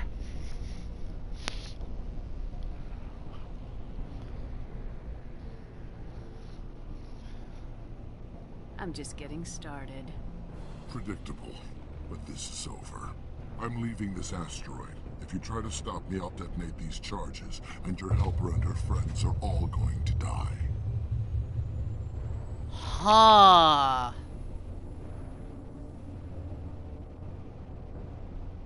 It's not that easy over my dead body.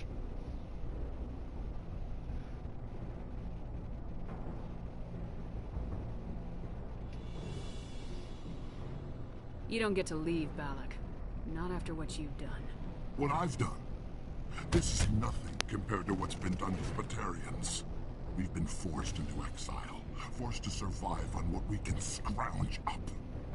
It's been like that for decades. Why blame us? Obviously, it's your own damn fault.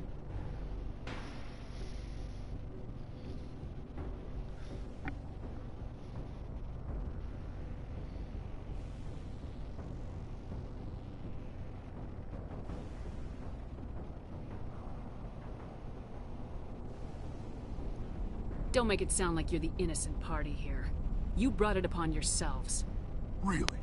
You invaded our space, took our resources, and when we asked the Council for aid, they brushed us off. We were left to defend ourselves, but the humans were stronger than us. We knew that. The Council knew that. But it didn't matter. It was you. You and your kind are the only reason we're in this position. What's your point? That doesn't make it right.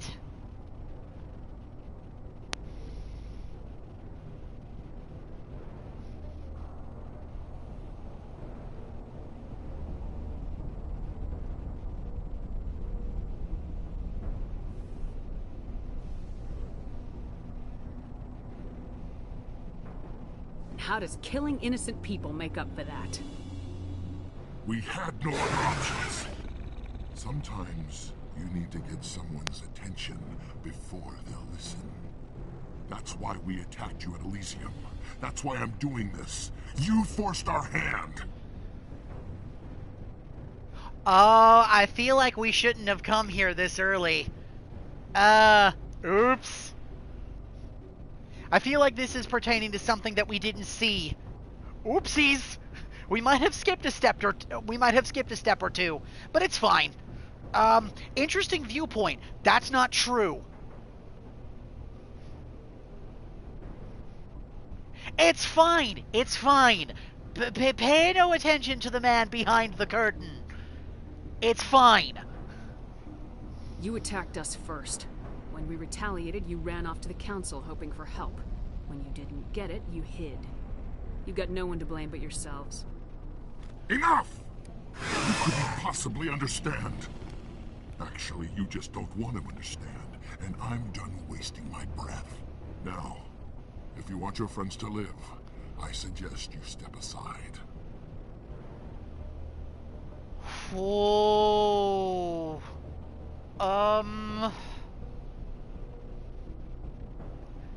He's got us in a deadlock here, dude. If we attack him, those charges are gonna go off.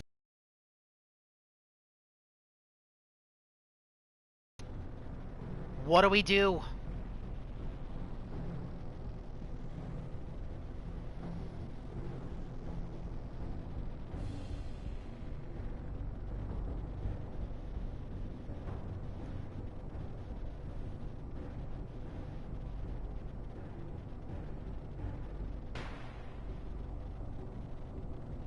Are you sure?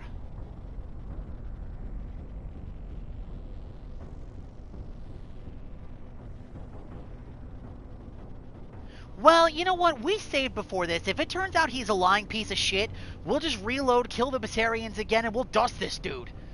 I don't like save scumming like that, but if this dude turns out to be a piece of shit, then we'll just do him in. Sound fair?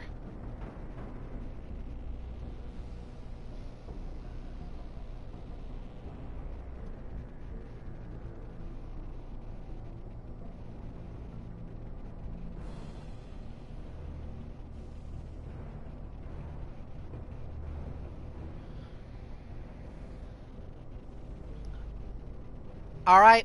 You can go, but this isn't over. I'll find you eventually. Maybe. But I made sure you won't follow me today. Those charges are still on a timer. Better hurry if you want to save your friends. Bastard!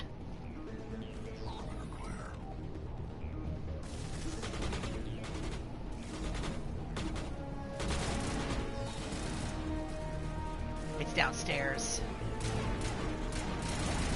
The others will be able to handle this, I think.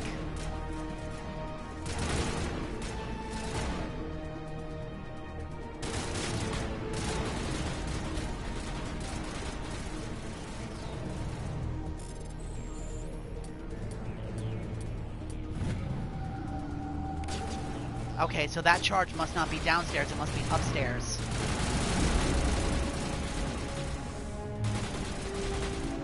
All patched up. I gotta trust that Rex and Tali are gonna be able to handle this. We gotta deal with those bombs.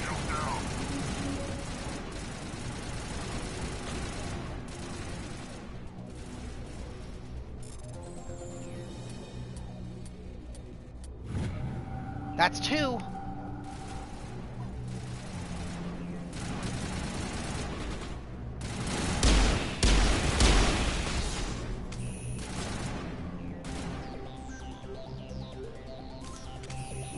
Good to go.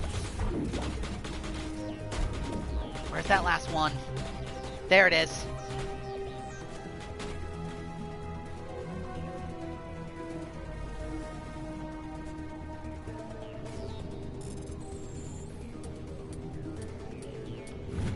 Got it.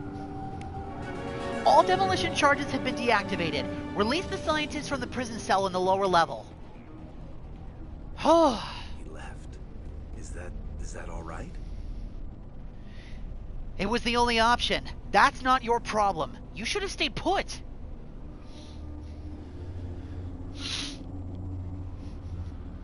It was that or let everybody die.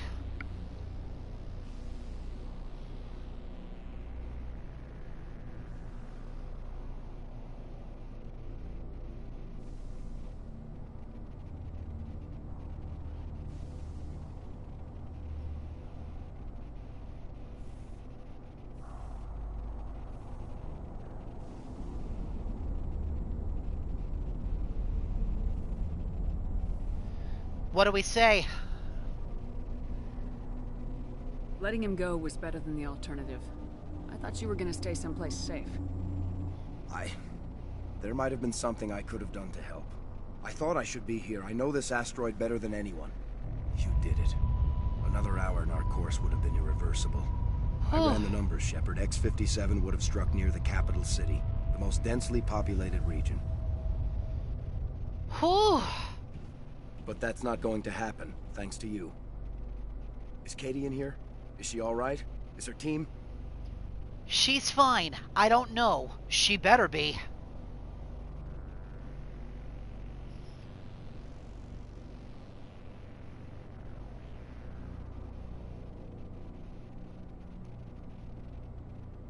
I'm sure she's fine. Right?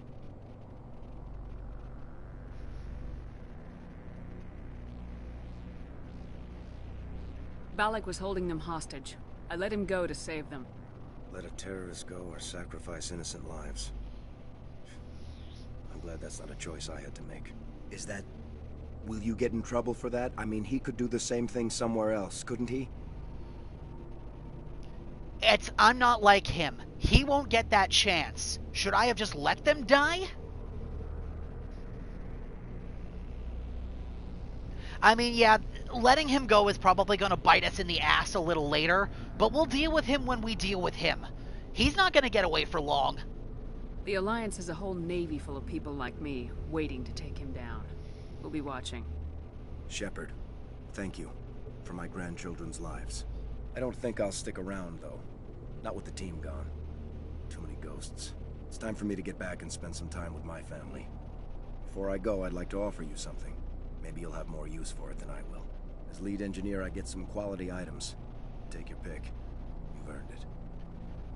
Human light medium heavy armor, Quarian armor, or the Omni tool. The Omni tool is the Paragon option. I know it's a lot to ask, but that Omni tool of yours, I could really use something like that. Shepard, I think I mentioned that you saved my kids and grandkids. What's an Omni tool compared to that? Take it, with my blessing. I hope you get good use out of it. Cheers, Simon. Thank you. About your engineers, though. One more thing. You asked me to look into your missing engineers? Have you found them? They didn't make it. Yes, all of them. Their bodies, anyway. Oh. I see. Well then, I guess it's better than not knowing. Take care of yourself. Be well, Shepard. We owe you. The Savant 7. Ooh.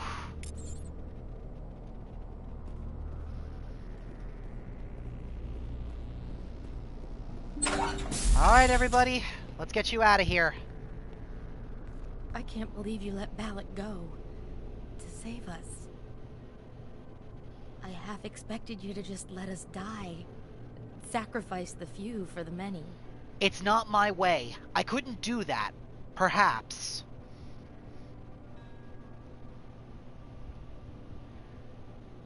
Yeah, they had a bomb in their room, too. So Balak had charges on the outside and the inside. Then I'd be no better than the Batarians. Besides, Balak won't get away with this. I know who he is now. He can't run forever. You sound like my brother. He was always so stubborn, but always willing to do the right thing, no matter what. Is that who died? I'm so sorry. It was her brother. That's who they killed. She watched her own brother die just so she didn't have to rat us out. Wow. I wish I could have saved him too. It's not your fault. You did what you could. At least Aaron died in a place he loved. He was the one who convinced me to join the team here. Said it would be an adventure.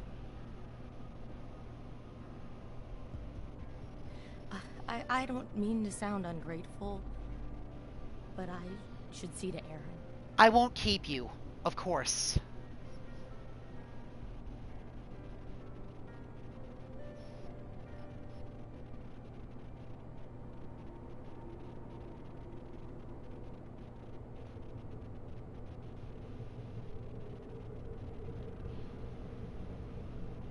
I understand. You've been through enough today. I'll get out of your way. Thank you. Oh, I don't even know your name. I'm a Spectre. Commander Shepard.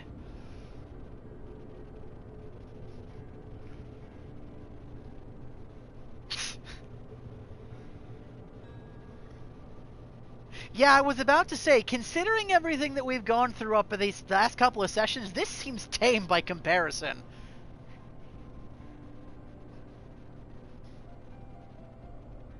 Shepard. Commander Shepard. Thank you, Commander Shepard. You're not exactly what I expected, but thank you. Let's ask a couple of questions here. Tell me about the Batarians. What can you tell me about the Batarians? What were they hoping to achieve with all this? I don't even think they knew. When they first arrived, they were talking about getting us back to their ship. They wanted to sell us as slaves. When Balak showed up, everything changed. It was his idea to redirect the asteroid. Said it was the will of the Batarian Rebellion, whatever that is. They followed him quickly enough, but I don't know. I don't think they're all as fanatical as he was. Tell me about you. That was a brave thing you did, Kate. Contacting me on the radio, risking your life. Stubborn and determined runs in the family. My father was in the Alliance back on Earth. I think he was disappointed none of his kids signed up, but he'd be proud of Aaron. Sorry. I just... How did the asteroid get all the way over here? And why wasn't someone alerted sooner? The asteroid was scheduled to arrive in a day or two. Balak just sped it up. This rock is full of valuable minerals, but it was too far from Terra Nova to be profitable, so we attached some fusion rockets to it and drove it back. It was all going smoothly until... We'll get everything back to normal soon enough. Almost everything. You've been through a lot. I'll get out of your way. So long, Kate. I appreciate that, Commander. Goodbye. See you later, Kate.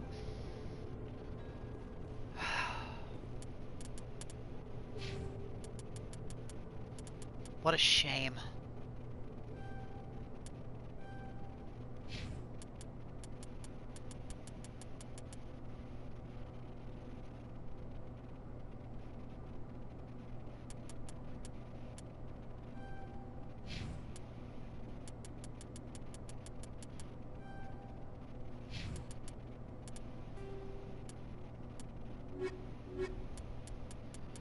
Looks like we're done here.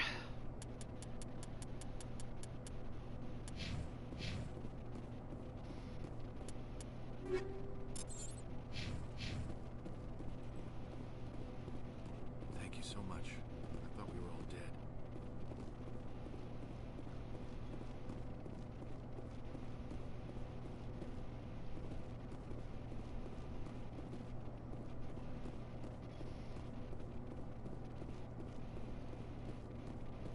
Thank you again, Commander.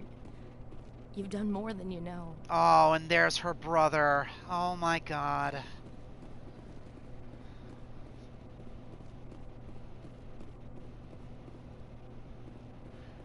You know, we said that this was kind of on the lighter side of things, and by comparison it was, Why but... now?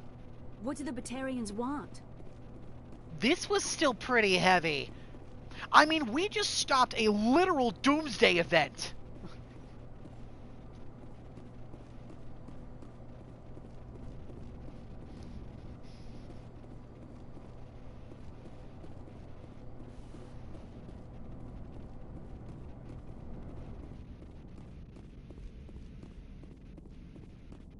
You can't imagine how much you've done, for all of us.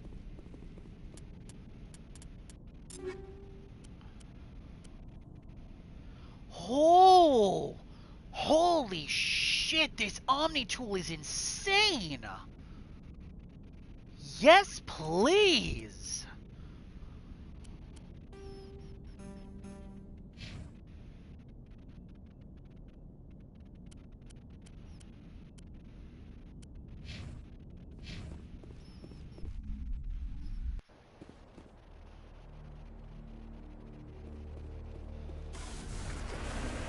Well, looks like we're done here. We've explored everything. We found all the engineering team. Let's head back up to the Normandy.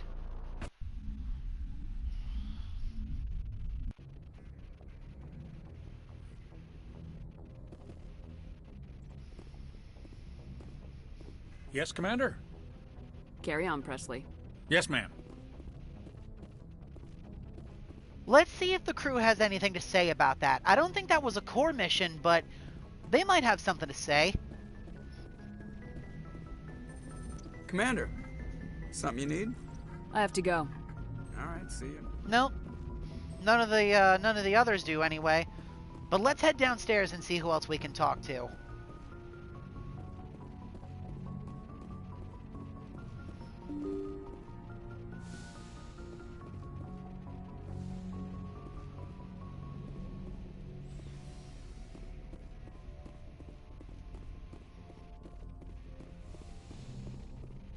Hi, Chakwas.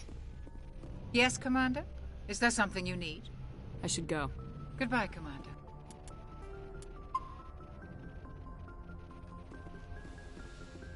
Hi, Liara.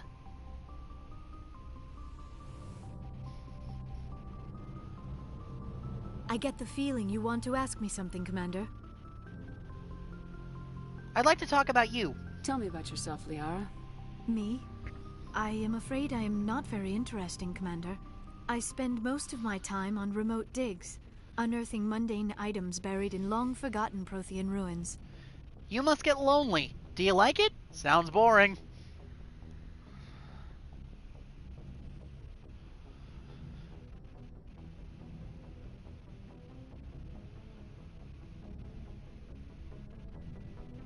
I have a feeling this could be the setup for Liara's romance option. It doesn't... I'm not sure, but that's what this feels like.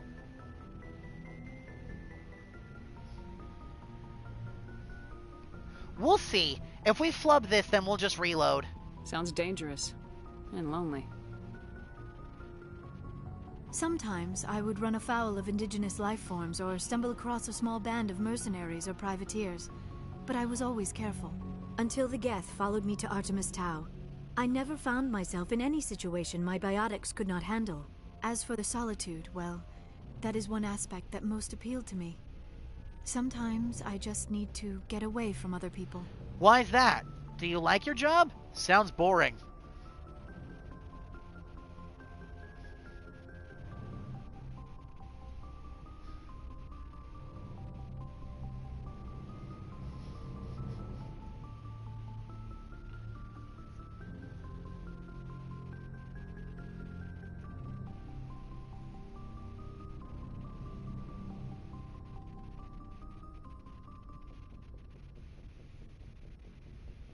You must enjoy something about it. I love my work. Seeking out history's lost secrets has a special appeal for me. You were actually touched by working Prothean technology. That is why I find you so fascinating, Commander. I'm fascinating? Don't try to study me.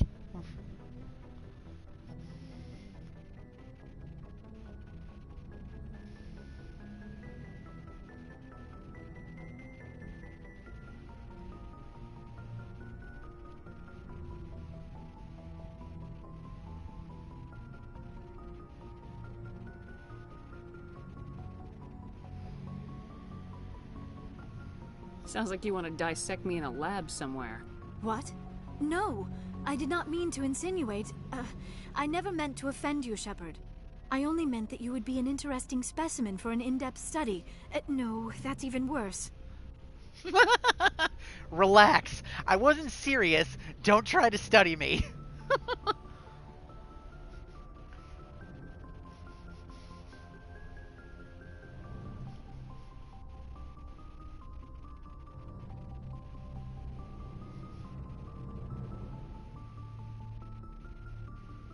Calm down, Liara. I was only joking. Joking? Oh, by the goddess, how could I be so dense? You must think I am a complete and utter fool. Now you know why I prefer to spend my time in the field with data disks and computers. I always seem to say something embarrassing around other people. Please, just pretend this conversation never happened. Goodbye. I should go. Goodbye, Shepard.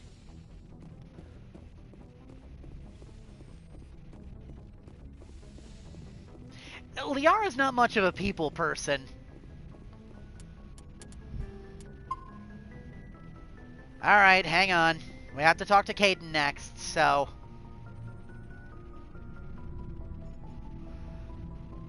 Anything you need, Commander? Tactical appraisal? What's your opinion on the last mission? Doctor just... Nope. Hard to believe she's older than both of us put together. We'll talk another time. Alright, so... No, nothing there. Nothing new at the very least. So...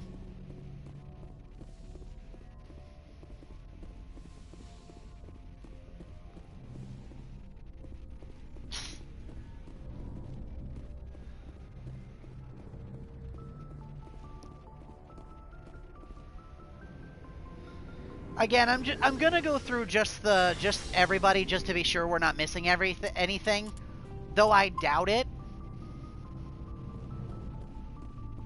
Commander, good to see you. You've been with C-Sec a while. Well, not as much as you, but yeah, I've seen some interesting things. Oh, so this is a unique set of conversation. So, what should we ask? Anything specific or no doubt? I bet you have. Anything in particular that stands out? I remember this Solarian geneticist I was sent to investigate. That case was a bit disturbing. Disturbing? How so?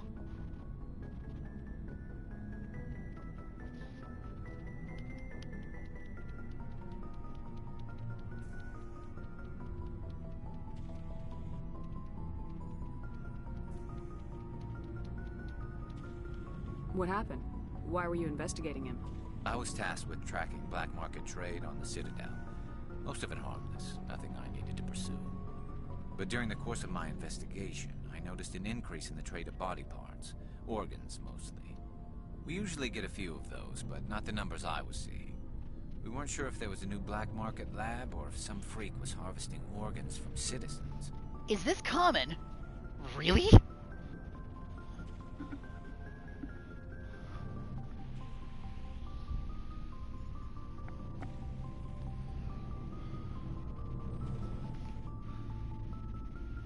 So what was it? Both, actually. But it took us a while to figure that out. What did you find? No doubt. Do not do a that.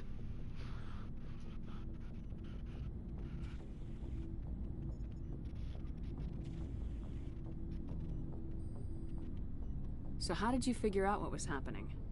First, we got a hold of a sample and ran DNA tests. The weird thing was, the match led us to a Turian who was still alive and was very convinced he'd never lost his liver. After a bit of digging, I discovered this Turian worked briefly for Dr. Salion, the geneticist. So I went to his lab hoping to find evidence of cloned organ development, but there was nothing. No Salarian hearts, no Turian livers, not one Krogan testicle. Krogan testicles? So?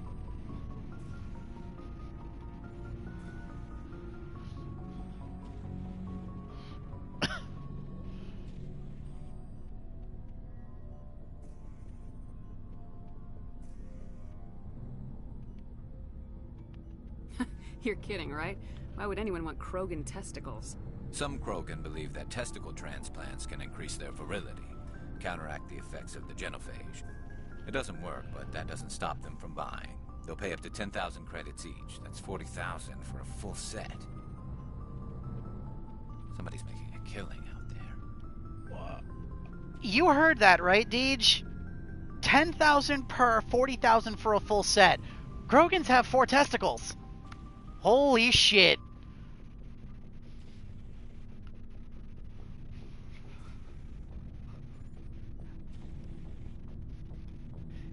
Yeah, you heard that right. Yeah, exactly. It definitely explains their high birth rate. That's for sure. Yeah, holy shit. What about the doctor? So what did you do?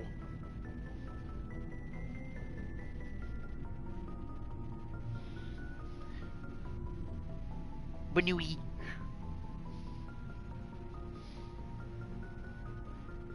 Yes, he does. What'd you do about the geneticist?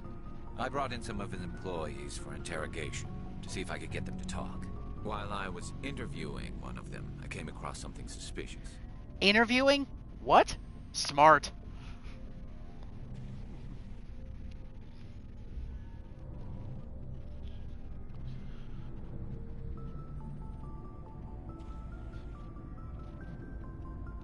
You mean threatening? Was that really necessary? Maybe, maybe not. Either way, it paid off. One of my detainees started bleeding profusely during the interview. We offered to patch him up, and he got frantic, freaked out. I ordered a full exam to find out what was going on. Our medics found incisions all over his body, some of them fresh. That was our big break. These people weren't just Dr. Salion's employees. They were test tubes. Walking, living test tubes. Ew! That's sick! Test tubes? Interesting.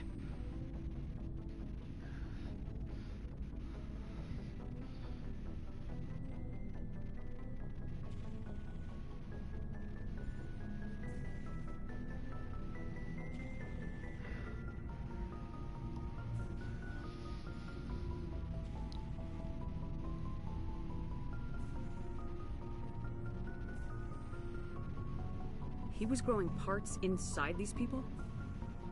Exactly. He cloned their organs right inside their own bodies. Then he harvested them and sold them off. Most of the victims were poor. He'd pay them each a small percentage of the sales, but only if the organs were good. Sometimes an organ wouldn't grow properly, so he'd just leave it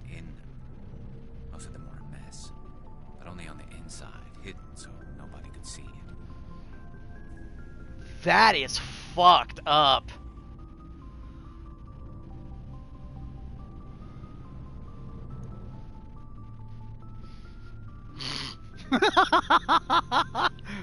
Oh. I hope he got what he deserved. That's the worst part. We never caught him. What? Don't tell me that.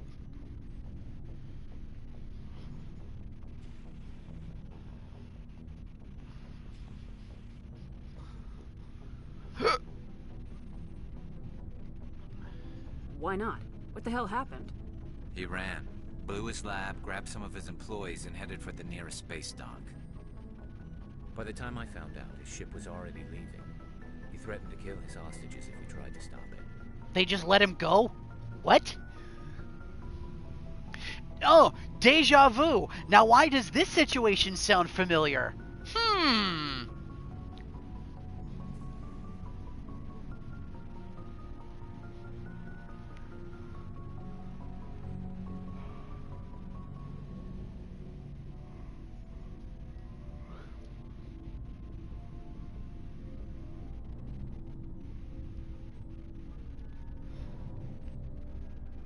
But you went after him anyway, right? I ordered Citadel Defense to shoot him down, but CSEC headquarters countermanded my order. They were worried about the hostages, worried about civilian casualties if the ship was destroyed so close to the Citadel. I told them those hostages were dead anyway. We just used them to make more organs. They wouldn't listen. I agree with them. See? Idiots!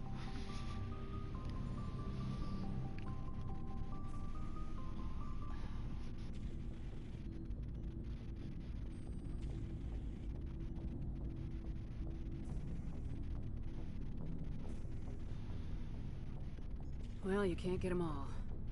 No, but letting him get away like that. All they had to do was disable that ship, stop him from running. Maybe the hostages die, maybe they don't, but at least we stopped the bastard responsible for it all. You're wrong. Tough choice. You're right.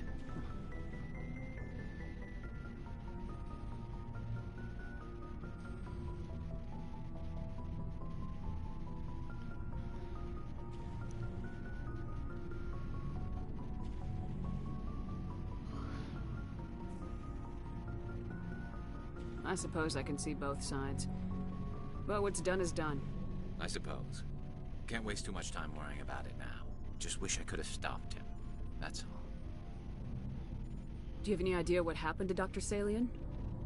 I sent out feelers from time to time, hoping to find something. I thought I'd found him a while back. He changed ships and changed his name to Dr. Hart, his idea of a joke, I guess. I told the military, but they weren't convinced it was him. I got the transponder frequency for his new ship, but I just can't get anyone to check it out. Give it to me. I'll check out the coordinates when I get a chance. I was hoping you'd say that. But Commander, take me with you when you go. If it's Salion, I want to be there when you find him. What was the last thing you saw, Chrissy? That's Garrus's personal quest. I think each character's got at least a few.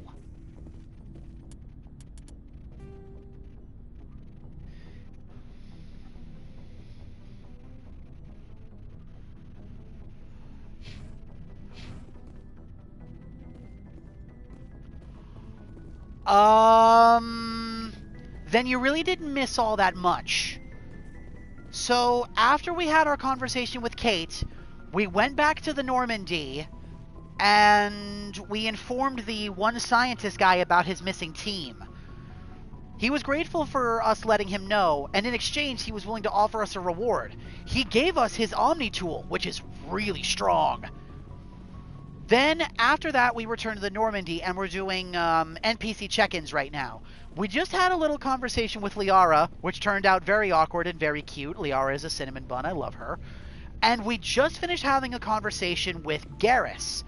Garrus was talking about one of his old jobs at CSEC, an old Solarian scientist by the name of Dr. Solion that unfortunately managed to escape. In the scuffle of them doing their investigation, Dr. Solion was actually using living people to grow and harvest organs from. Unfortunately, he escaped, and Citadel security wouldn't really do anything about it. But Garrus was able to track him down, and they've got the specs for his ship, but Citadel security and the military don't really want to do anything about it. But now we have the coordinates, so we can. But Garrus wants to come with us when we do that quest. And you know what? I'm fine with that. This is Garrus's bust. He should be there for it. Alright, Rex, what have you got to say? What do you want, Shepard? Personal inquiry. Why did you become a mercenary? Lots of reasons. Yes? Like? Elaborate.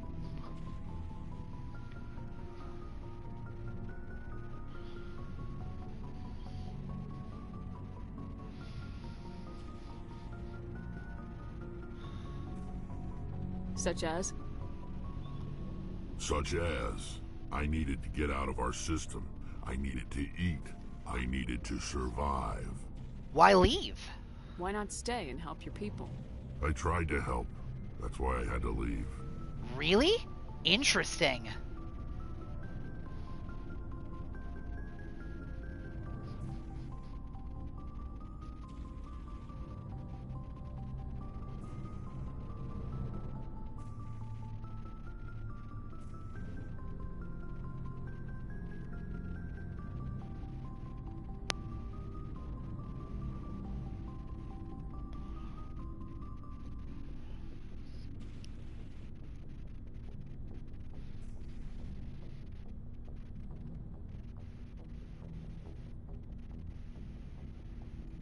What happened? I was betrayed. I was head of a small tribe. We were trying to restore order after the war, but the other tribes were against us. They followed Jared, one of the few warlords who survived the war with the Turians. But he was old, and so were his ideas. He wanted to continue the war. He wanted us to fight. Turians, Solarians, each other. It didn't matter who, as long as we were fighting. What about you? And...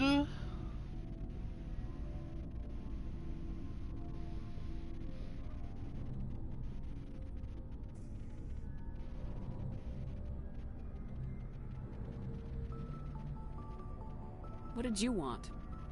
I just wanted Jared to shut up.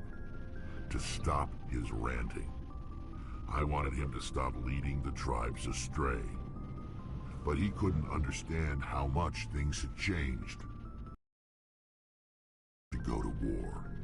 Even if we did, the genophage made sure we couldn't replenish our numbers fast enough. I told them all to forget about war. We needed to focus on breeding. At least for one generation. And for a while, we were getting through. Some of the tribes started coming around. And what about Jared? I take it the warlord didn't appreciate that. No, he didn't. He arranged a crush with the tribes. A meeting on neutral ground. He wanted to talk. We met at the Hollows, near the graves of our ancestors. The skulls of our dead laid bare to remind us where we come from. Where we all go. It's as sacred as any Krogan place can be. Violence is forbidden. And you went? That's risky. Also, really badass tradition there. I like that. God, I love the Krogan. They're so cool!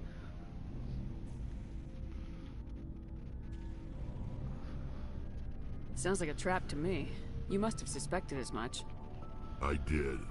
But when your father invites you to a crush, well, there are some laws that even we hold sacred. Your father? What?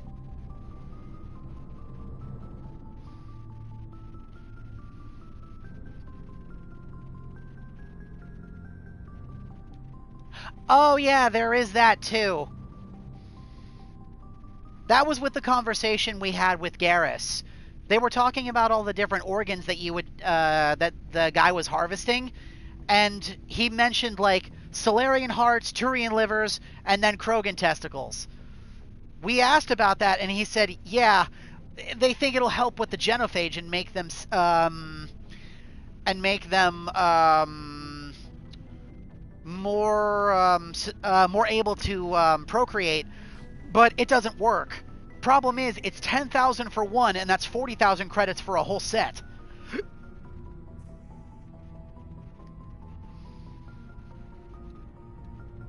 Jared was your father? He was, until that day. We talked, but we didn't get anywhere. When it was clear that I wouldn't join him, he gave the signal. His men leapt from the graves of our ancestors like Krogan undead. The few that were loyal to me died quickly. I escaped with my life, but not before I sank my dagger deep into my father's chest. That is why I left, and that's why I'll never go back. Tell me about your family. You must have family other than your father. Don't you miss them? You trying to make me cry, Shepard? I've got some unfinished business with my family, but that's all. Really? Go on. Get to the point. I mean, the scars tell all, Chrissy. Rex has lived through a lot. And he's one of the very last surviving true Krogan battle lords. That title holds a lot of sway among their kind. It's just unfortunate that this is kind of what ended up happening. What kind of business? Before I left, I made an oath to my father's father. I swore to recover my family's battle armor. It was taken from him after the uprising. Armor? Where is it?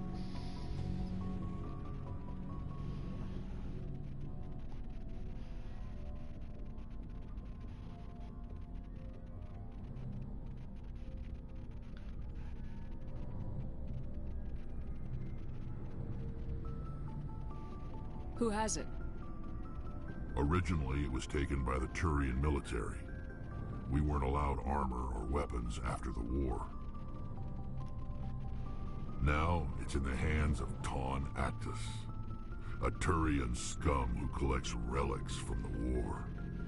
He's made millions selling Krogan artifacts that were stolen from my people. He's got several bases where he stores his goods, all fortified and guarded. I just don't know which base has my family's armor. I'll look for it. Just tell me where to start looking. I'll upload the data to your nav system. But Commander, I want to be there when you find him. Good. So long, Rex. Shepard. Another personal quest. This time we have Rex's now. Alright, before we get going here, and we continue talking with the rest of the crew, I will be right back. My dogs were pacing the whole time we were talking to Garrus and Rex, so I'm going to let them out really quick. And maybe grab myself a drink.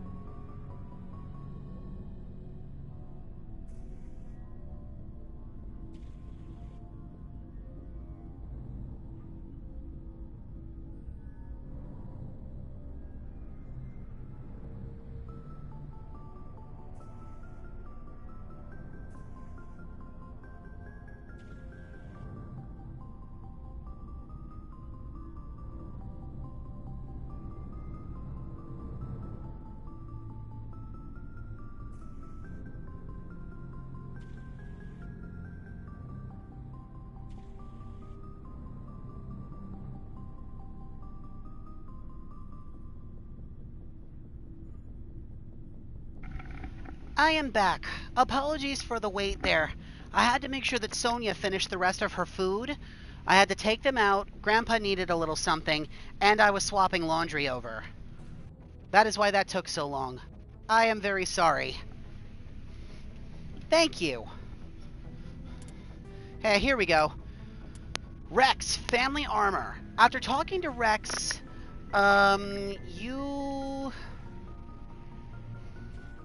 Well, my oldest ate. The other two ate earlier. Unlike my oldest, the other two actually eat all their dinner. But my oldest gives me some trouble. After talking to Rex, you have learned that he is looking for his family's ceremonial armor. It was taken by the Turians after the Krogan rebellions, and now a profiteer named Ton Actus has it.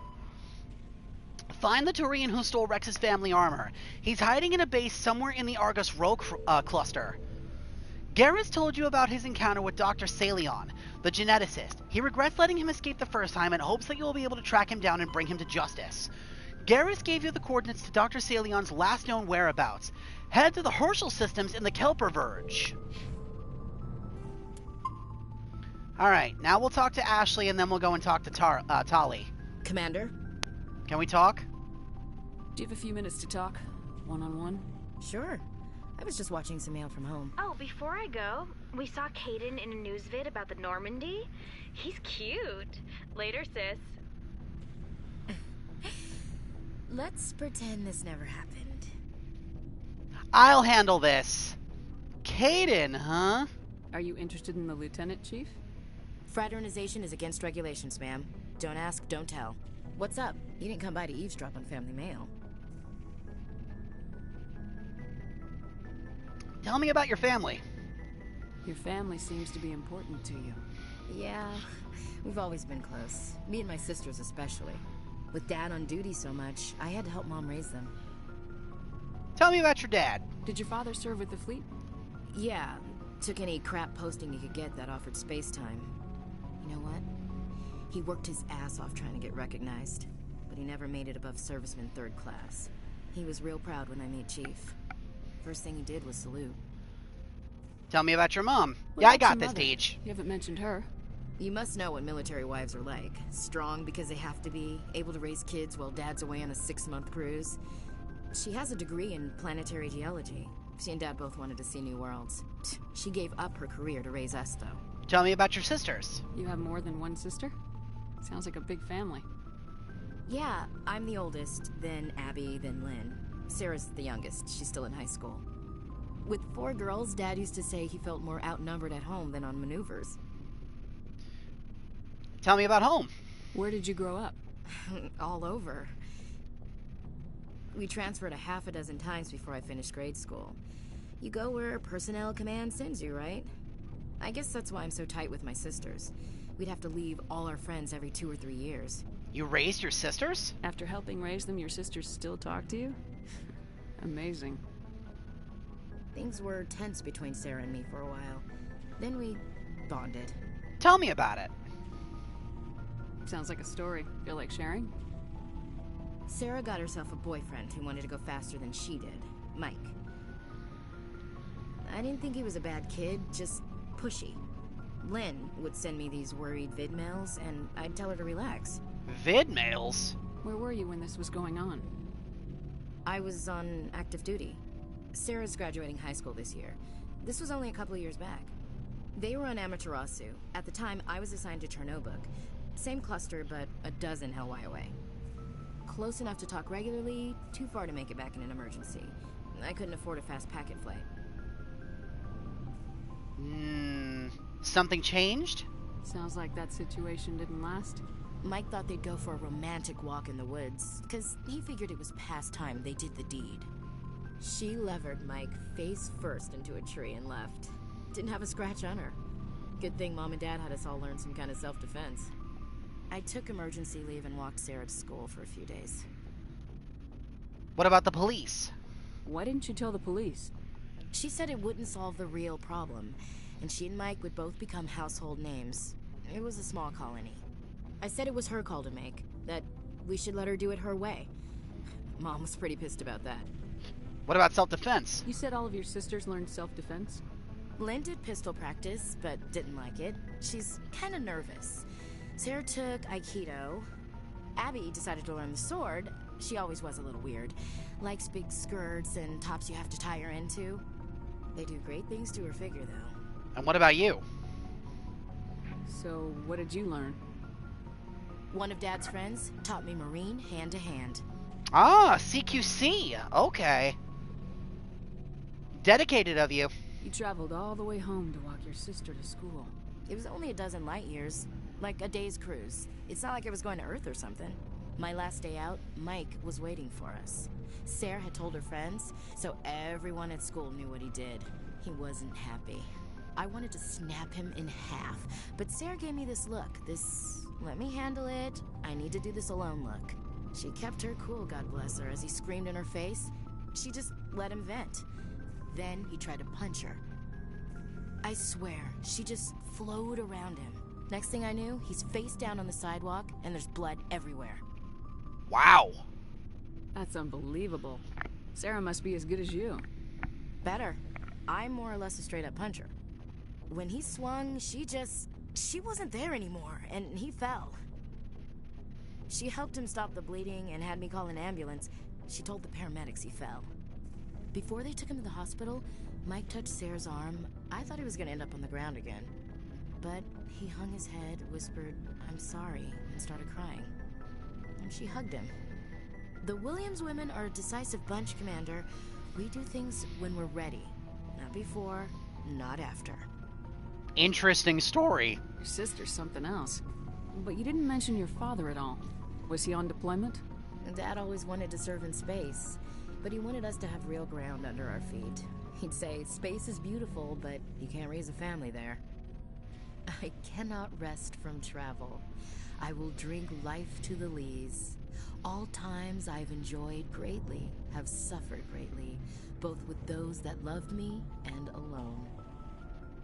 For always roaming with a hungry heart, much have I seen and known, cities of men and manners, climates, councils, governments.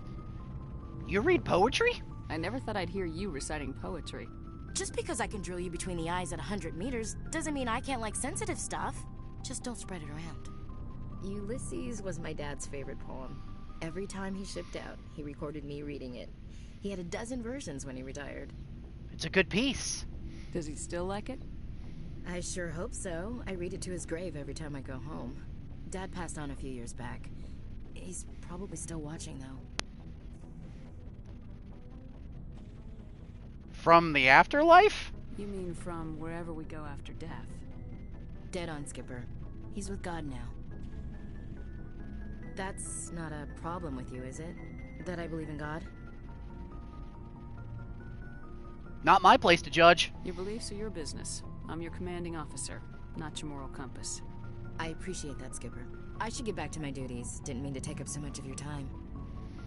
What's your opinion of the last mission? Not sure I buy Dr. Tassoni's story about her and her mom not talking. Hey, want me to ask her about her sex life? Might be illuminating. Whoa, okay, hang on a minute. This was different from the last time we asked this question. Don't be cruel. I don't think she's used to teasing, good-natured or otherwise. Aw, no fun, Skipper. Too bad those ruins got destroyed. I mean, they lasted thousands of years. That's impressive. Dismissed, Chief. Ma'am.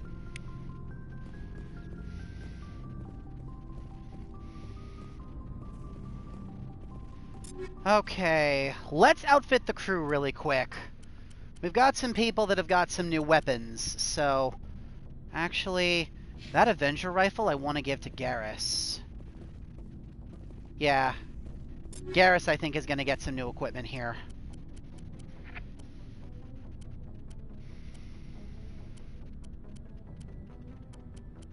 I don't have any new shotguns for him. That's okay.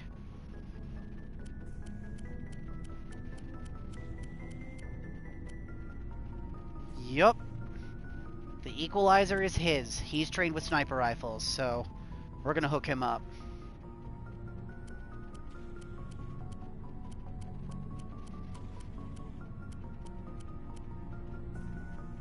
Okay. Now, Ashley and Kaidan we're not really going to mess with unless we need to. I just spec'd Rex out not that long ago, and Tally's got her stuff. Now it's Liara's turn. She's a biotic, so I don't think she's got a ton of useful equipment, but still, we should fit her with whatever, like, good stuff we have. Just to make sure she's up to snuff with everybody else.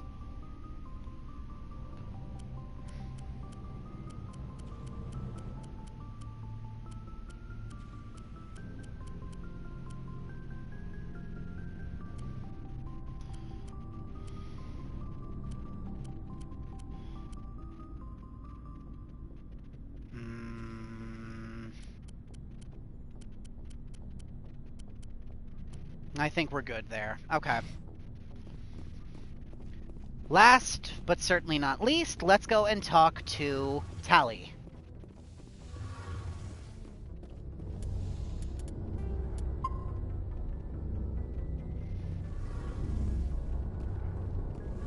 Shepard, I'm glad you're here. Glad you're feeling better. You seem happy. What's going on? Glad to see you're feeling better. Good to see you smiling again, so to speak. I'm sleeping much better now. I guess I'm getting used to how quiet your ship is. I still think a lot about my pilgrimage, though. I know Steren's our top priority, but with all the worlds we go to, I was hoping to find something to bring back to the flotilla. Don't worry, you will. We've still got a long way to go. You'll find something to take back. Yes, but it cannot just be some derelict ship my people can use for salvage. It has to be more than that. There's a lot expected of me. Why? What's so special about you? It's my father. He's the senior member of the Admiralty Board. He's one of only 5 people who can overrule the decisions of the Conclave for the good of the migrant fleet. My father is responsible for the lives of 17 million people. Our entire race is in his hands, and I'm his only child. Your royalty? So are you some kind of heir to the Quarian throne or something? No, it doesn't work that way.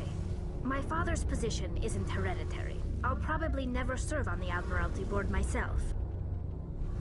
Officially, I'm just the same as any other citizen.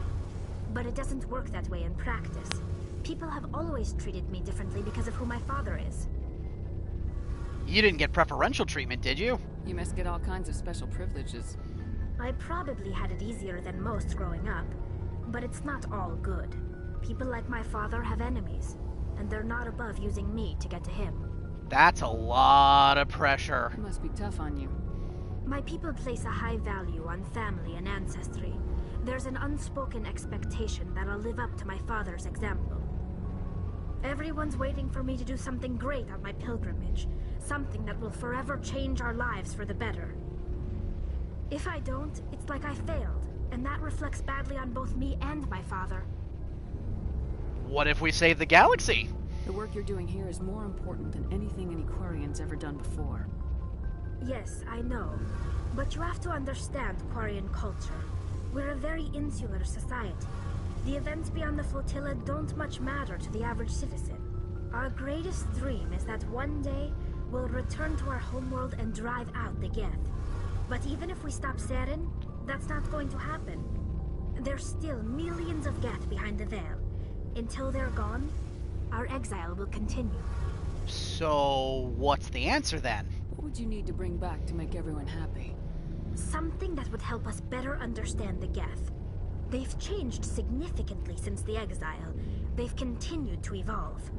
We've done our best to study them, but it's not easy. They're very reclusive. Until recently, they never went beyond the borders of the Veil. And all the Geth we run into now are under Saren's control.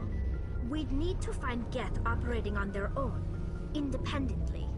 But I don't want this to get in the way of our mission, Shepard. First, we stop Saren. Then I'll worry about my own problems. Tell me about your father. What was your father like? It wasn't easy growing up as the daughter of one of the Admiralty. Even before he joined the board, he was a prominent figure. People looked to him for leadership. He had to set an example, and he expected the same of his daughter. Plus, he was pretty strict, a military man through and through. He never allowed me to settle for anything less than excellence. As a kid, I sometimes felt like he was pushing me too hard. But now I'm old enough to appreciate what he taught me. The world doesn't owe us anything. If we want something in life, we have to earn it. What about your mother? Where was your mother in all this? Mother was around, but she always seemed to kind of blend into the background. Almost like she was overshadowed by my father. He tends to do that to people. She passed on about 5 years ago. Some airborne virus that swept through the fleet. Happens sometimes when the filters start to break down. I think my father took it pretty hard. After she was gone, he became even more focused on his work. I think that was his way of dealing with the grief. Were you close to your dad? Sounds like a tough upbringing. You don't resent your father at all? Like I said, it wasn't easy. My father's not the kind of person you bond with. And he wasn't around all that much. Too busy. People counted on him, and he took his duties seriously. Even when he was around, he always seemed a bit distant. Like his mind was always somewhere else. Come to think of it, I can't ever remember seeing him smile. Not once. It's like he was always weighed down by all that responsibility. I mean, I know he cares about me, but he never really showed it. Not in the usual way. I guess the best thing I can say about my father is that I respect him. Let's change topics. I want to talk about something else. Like what? I should go. See you later.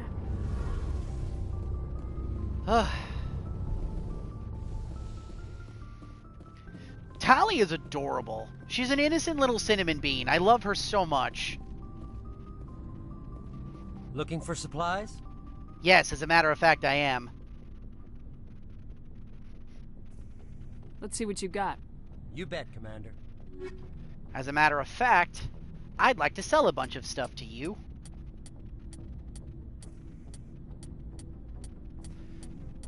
Oh my crap, we're gonna have to go through this so slowly.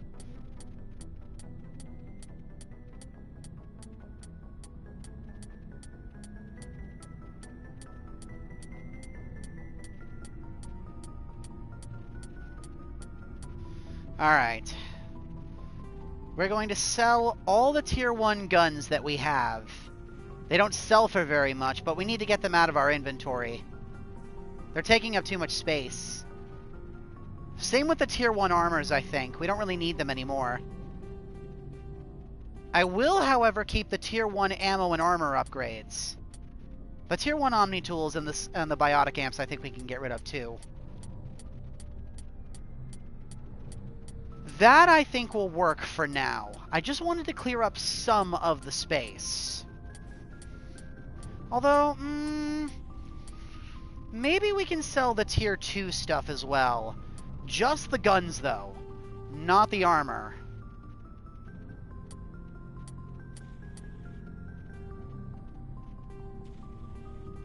I might have sold some of the armors by accident. Oops. It's fine. That'll do. Looking for supplies? Yes. Now what do you actually have to purchase? Let's see what you got. You bet, Commander. Oh my crumb. This stuff is expensive. You ain't really got nothing I want here, brother.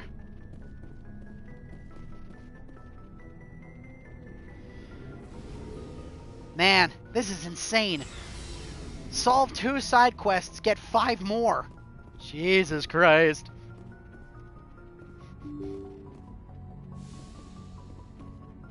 Alright.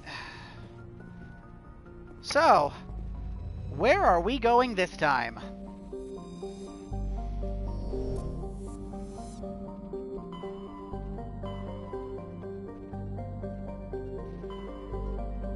Oh, that's towards Earth. Well, we're right over here. Why not? Let's head to the local cluster.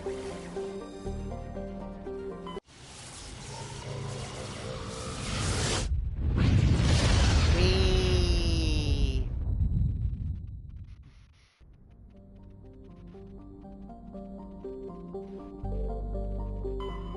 Pluto.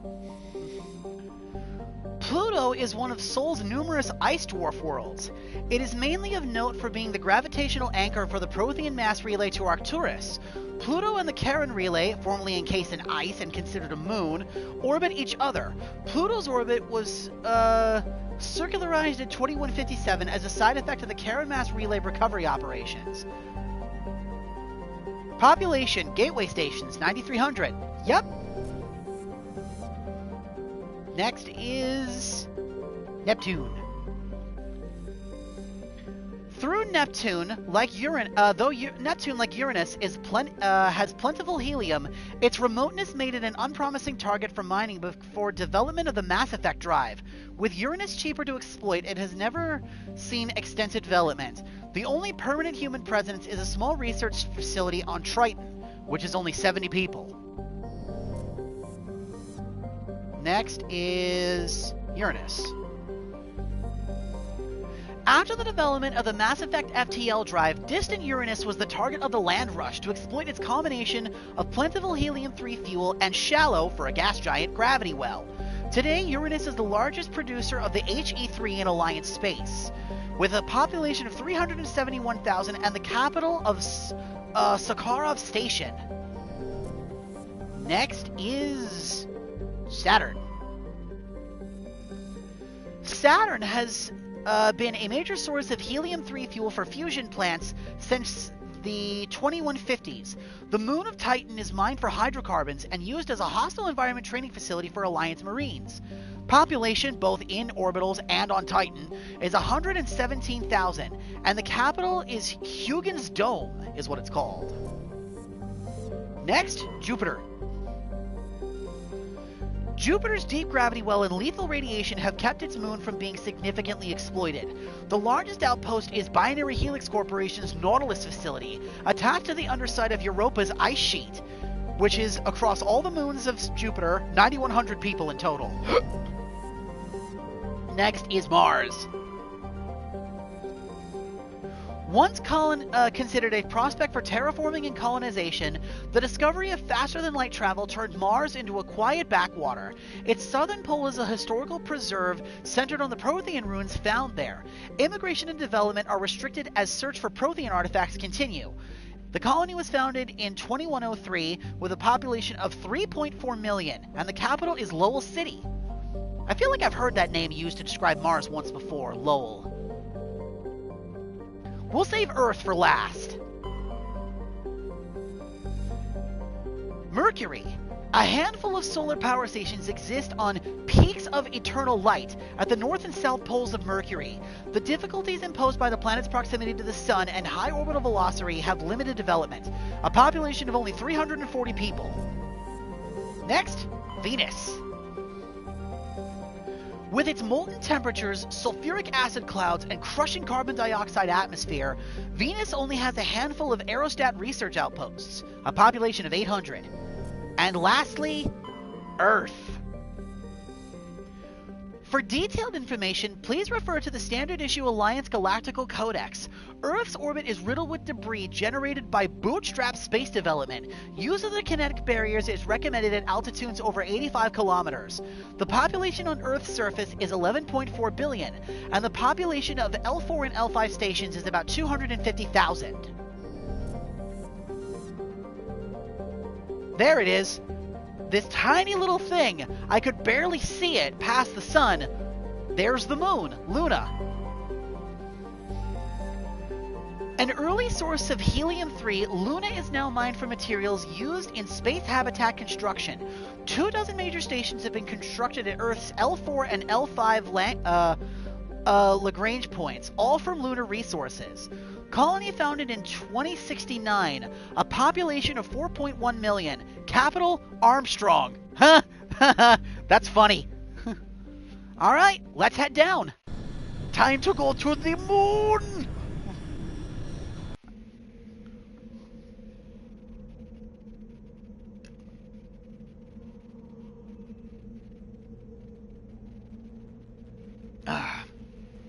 Who are we taking with us this time?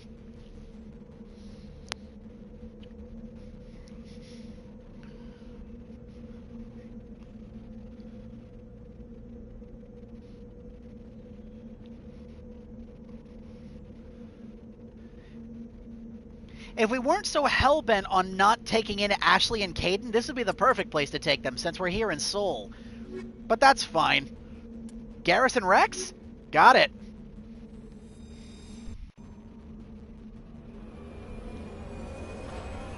Wee.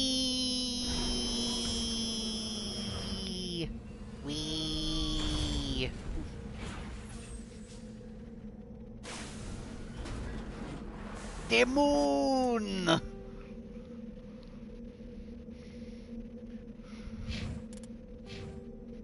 Alright, Garrus, what have we still got to do with you?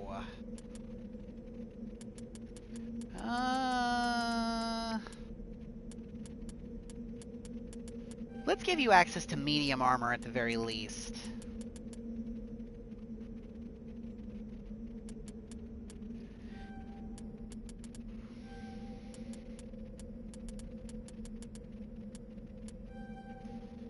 And then we just leveled Rex up, so we're good there. I know, I just think it's funny.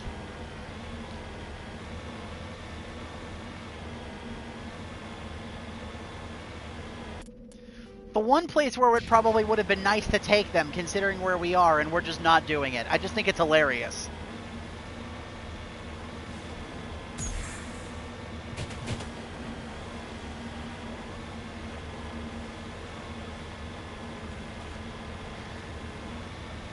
Yeah, no, we're actually going to get a pretty decent shakeup over the course of the next couple of games.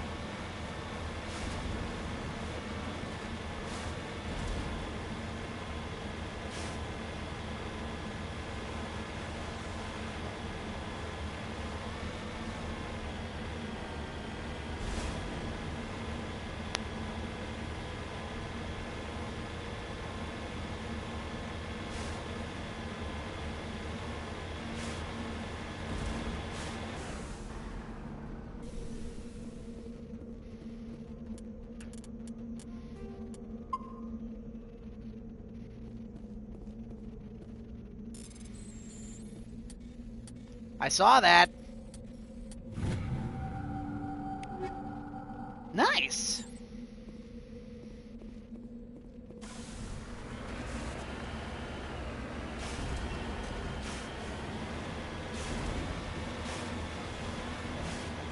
Alright, you know the drill.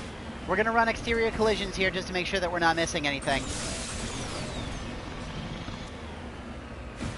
I doubt it. I will be genuinely surprised if there are mineral deposits somewhere on the moon that we can actually salvage.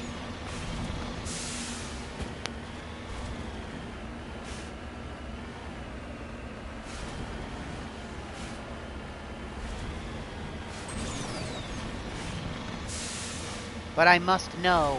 Oh! Hello! What have we here? Oh, that's towards the Alliance training ground. That's right. We've got that hostile VI to deal with. Ah, to hell with it. We're already over here. We might as well.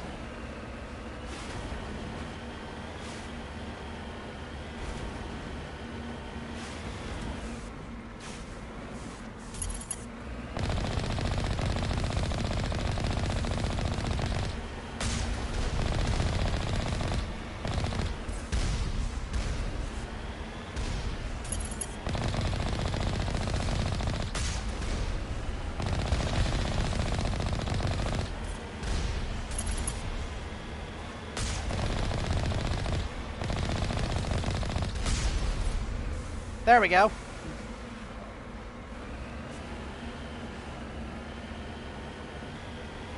We're here. We might as well head in.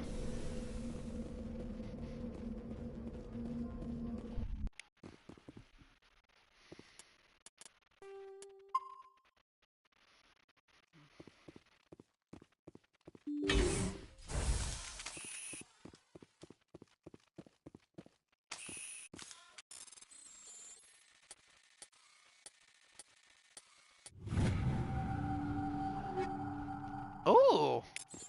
Mark V equipment. Nice. Power junction?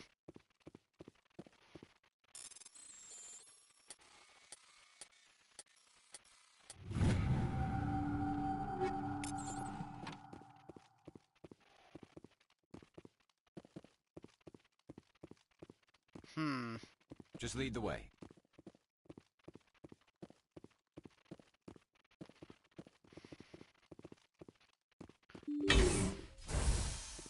Interesting. It's quiet. Oh, there we go. Now I'm seeing hostiles. What could we be dealing with here, I wonder?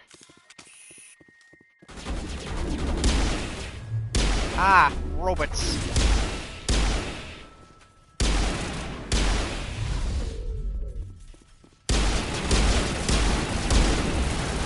Ooh, that's a lot of robots.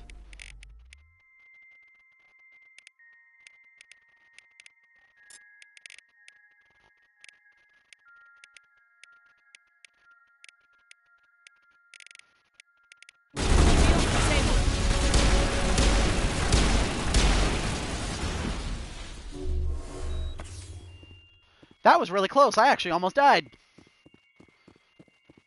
I did not think all those robots were going to be right there. That really hurt.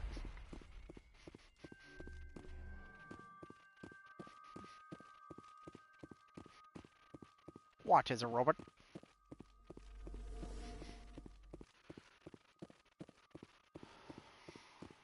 Okay. It's kind of eerie how quiet it is in here. The music's like really low in the background.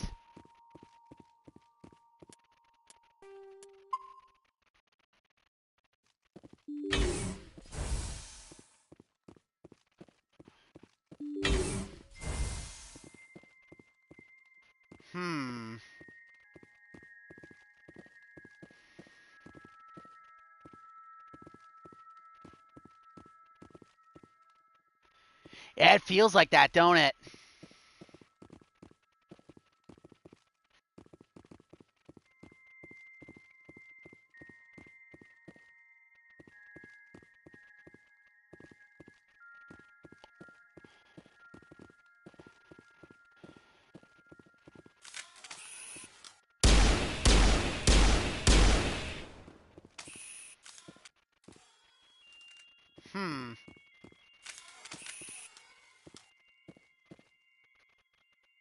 Okay.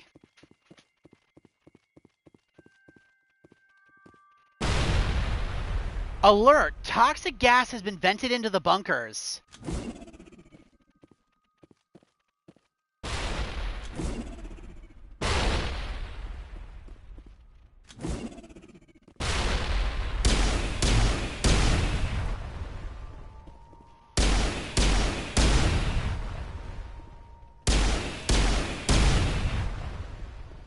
I guess we're on a bit of a time limit here then.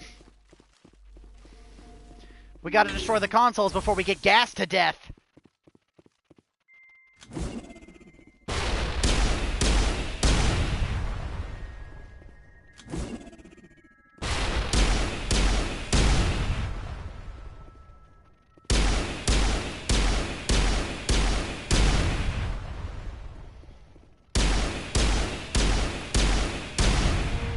The lights of the optical mainframe flicker and die. The first of the 3 computing clusters containing the VI is offline. Time to leave!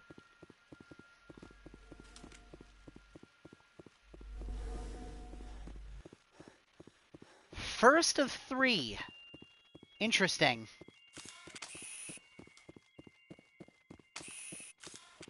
So we'll have to do this a couple of times, it looks like. Also, no wonder the grenades weren't working.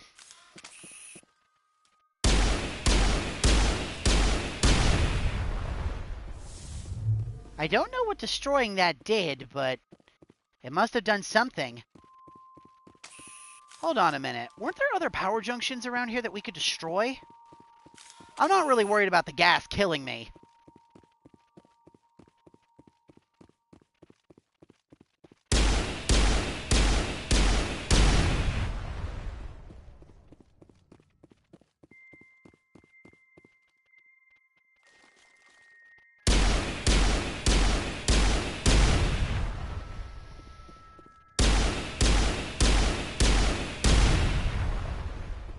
Huh.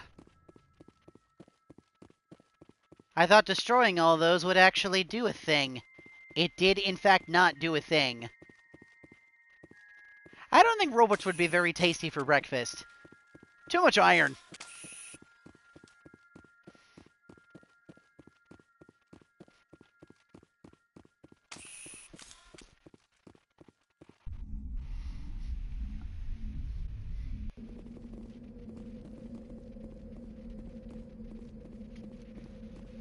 Oh, I see.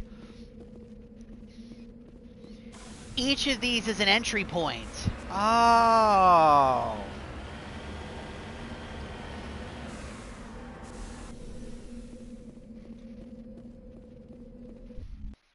Okay. Oh. We still got poison gas in here, too. Interesting.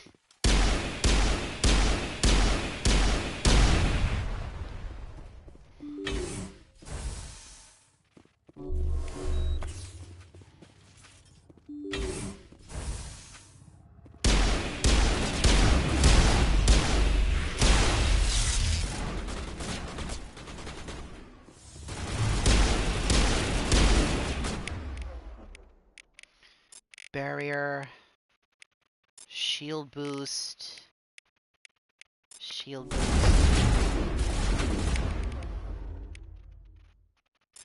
overload,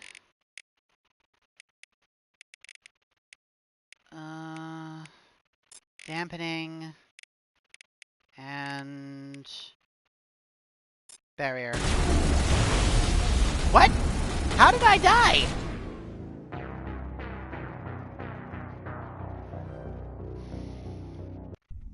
Wild. I don't know what the hell happened there. Oh, that's nice.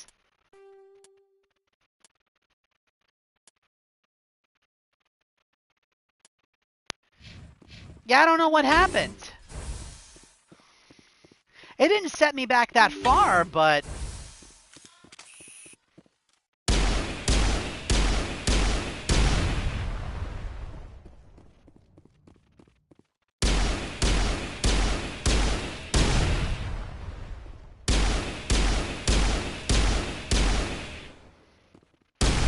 I guess I must have used overload and it must have triggered some kind of barrel or something nearby that I didn't see. That's kind of annoying. It's not the end of the world, but it's just aggravating.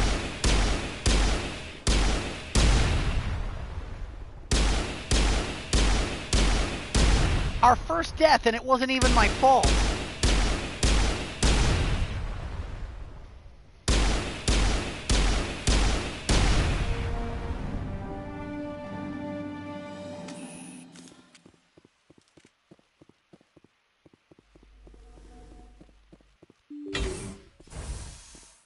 Honestly, that's kind of annoying.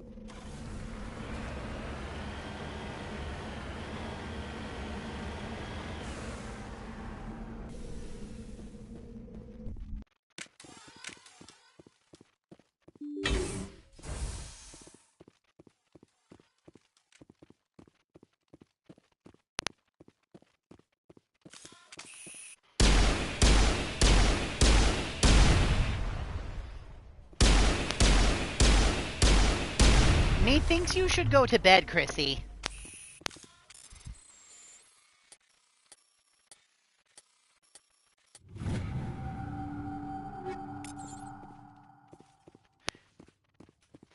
Yeah, I think so. You go get some sleep.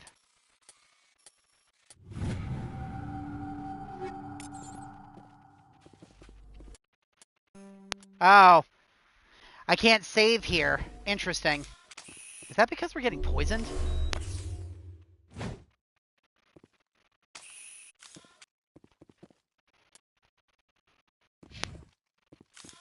Good night, Chrissy.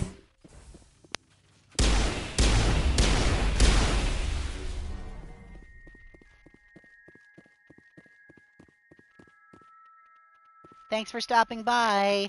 Much appreciated.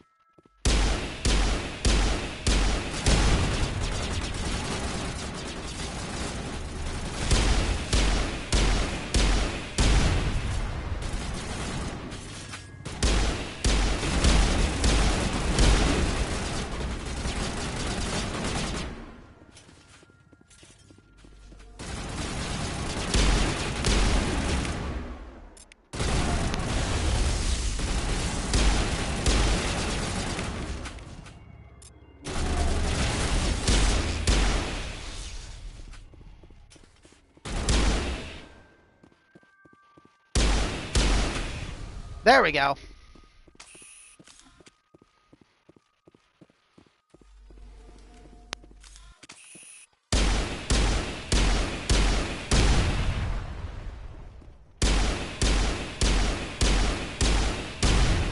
Maybe destroying the power junction is what killed me.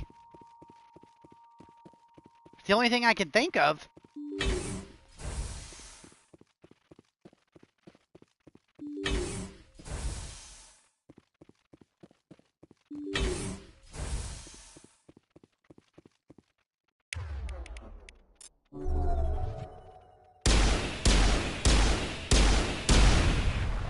Kinetic barrier fields power up throughout the bunker complex. Ah. Joke's on you. I don't have to shoot the barrier.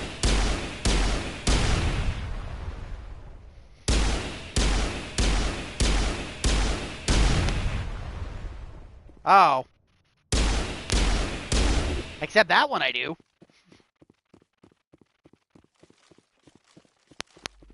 So now there's barriers blocking the doors.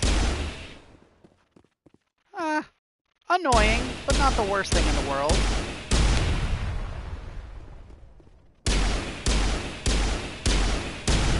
So there's toxic gas in all the bunkers now, and now all the bunkers have kinetic fields up. The second of the 3 computing clusters containing the VI is now offline. Oh yeah, I have to keep my gun out to break the barriers.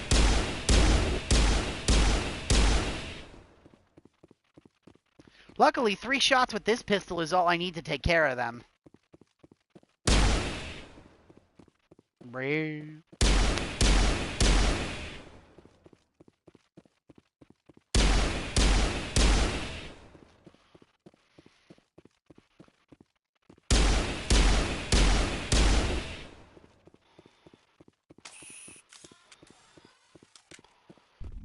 Alright, 2 out of 3. Now we just got the last one.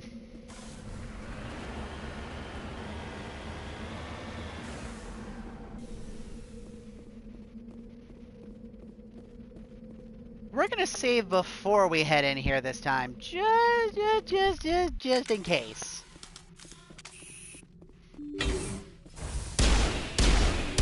Right, I forgot about the barriers.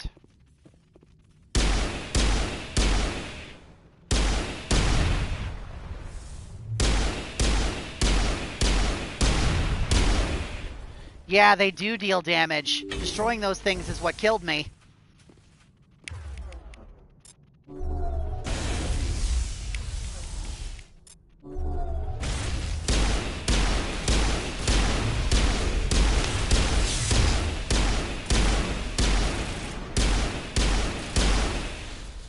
Don't you just love when they all funnel in one by one like that? Makes them super, super easy to kill.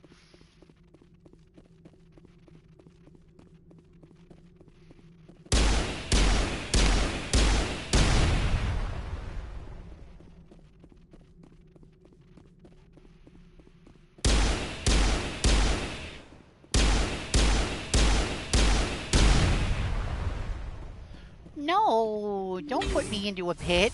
That's so rude.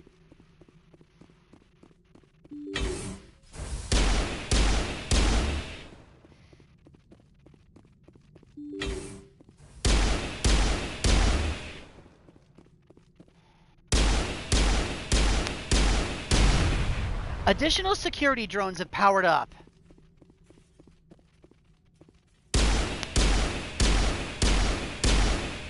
I don't want to be a cone.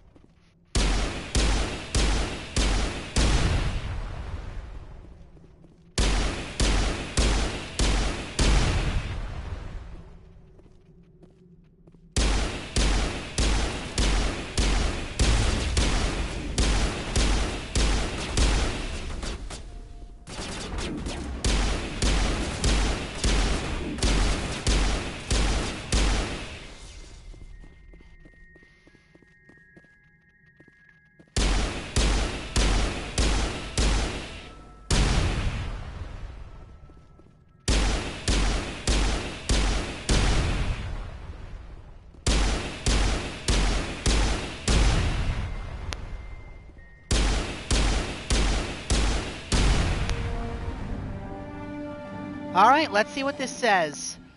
A burst of white noise over all frequencies nearly deafens you. Your headset heads-up display interprets itself into a series of zeros and ones. They repeat again and again, blanking out all frequencies until the light on the final VI light flickers and dies. Specialization class achieved. I don't suppose you know binary, do you, Deej?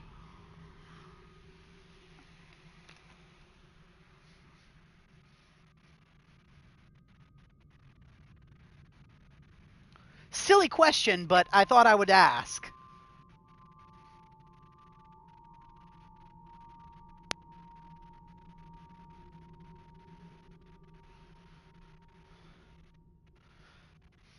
That's fair.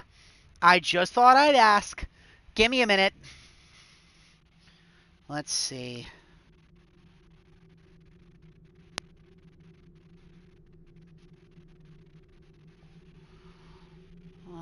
Zero 1001000 0 1 0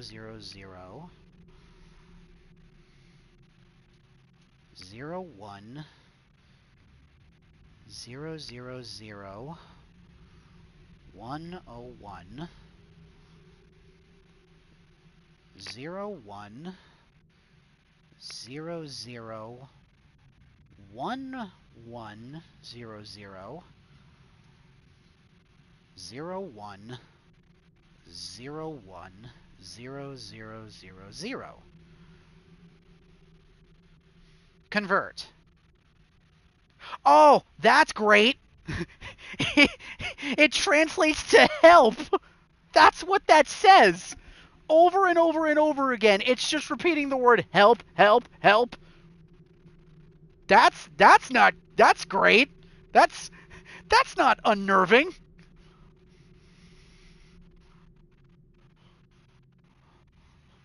I don't like that.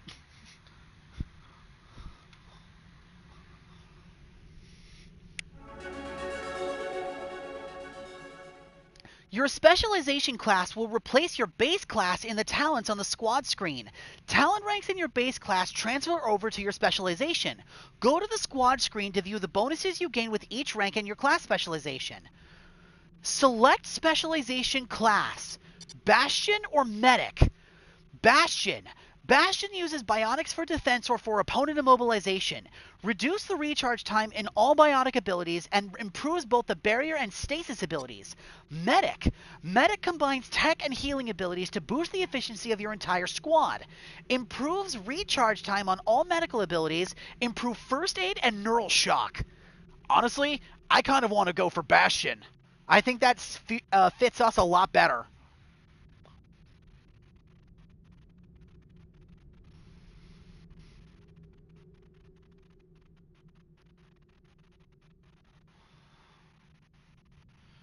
Then Bastion it is. So, let's see what this says. There we are. Bastion. Reduce cooldown of lift, throw, barrier, and stasis. Reduce cooldown of sabotage, overload, and neural shock, which also improves our pistol damage and accuracy. Then all the extra points give us all the extra stuff. Enemies affected by stasis can still be damaged. Barrier specialization. The barrier's shield strength and duration are increased, and it will regenerate 40 shields per second. That's nice, actually. Hey, and we got another charm rank. Yoink! Immediately putting stuff into that.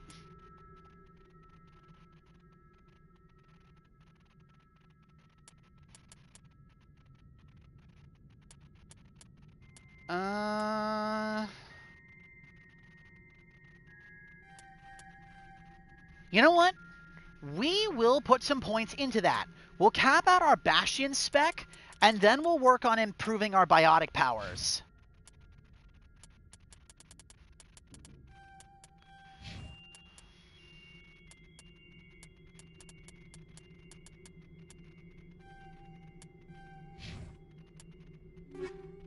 And we got a lot of equipment off that, too, from all the different robots we killed.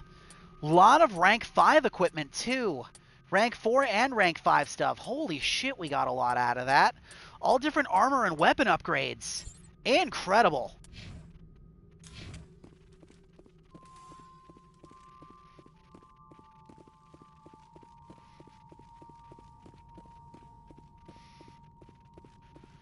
Man, we're going to be powerhouses by the time we go back to the main plot. Because we're already at what? Yeah, almost level 30. We're almost halfway to the level cap. One more level and we're halfway. That's kind of nuts.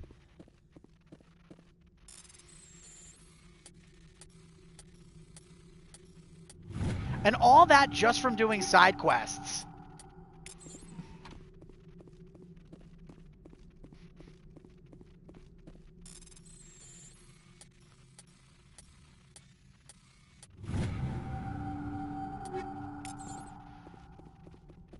If we were playing on the, what do they call it?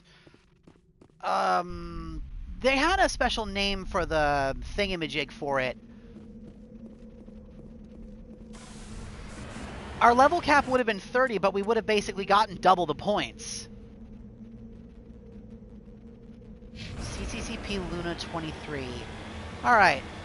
Let's take a look on the moon and see if we can find anything else interesting up here. We took care of that rogue AI, so that's a good start. Or VI, I should say. And we got our class specialization, which is pretty nice.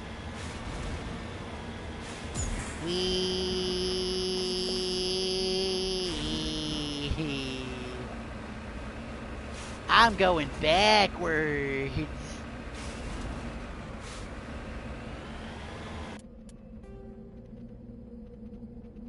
Okay, that's towards the Luna. We were there already.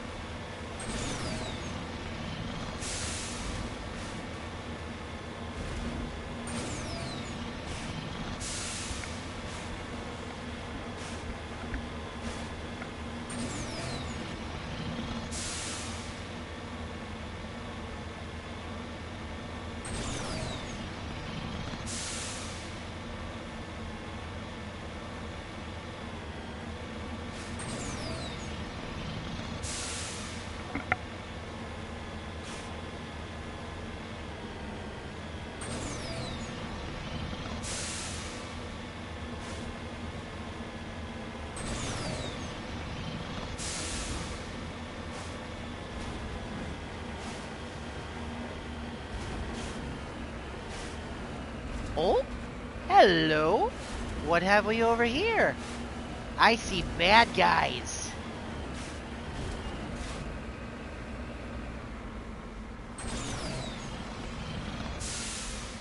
Bruh, come on. Yeah.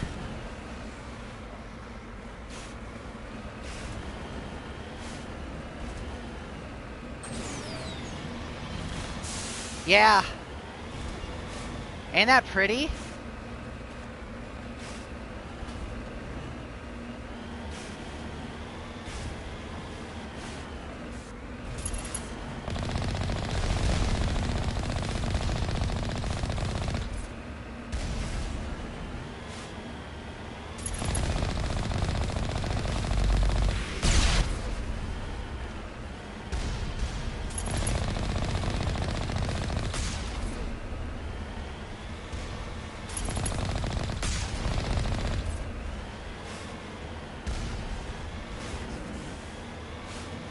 Well, that was random.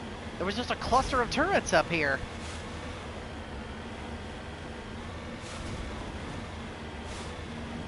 Wee.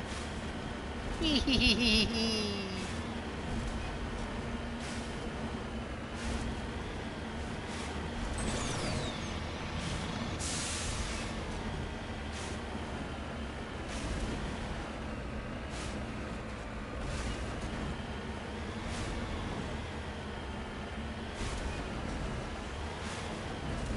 This is fun.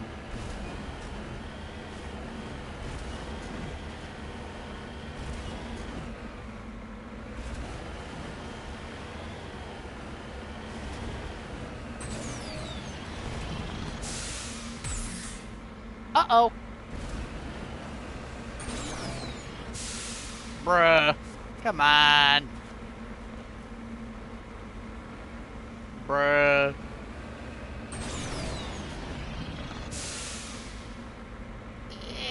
Come on. Yeah.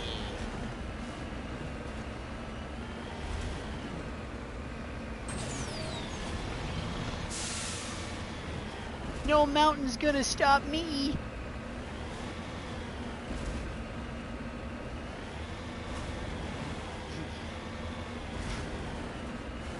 Too many syllables there.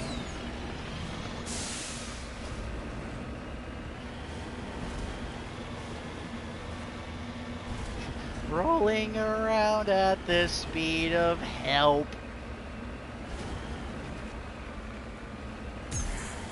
Whee!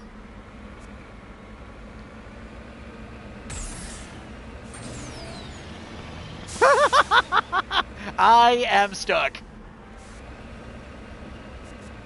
Never mind. Oh, that's funny.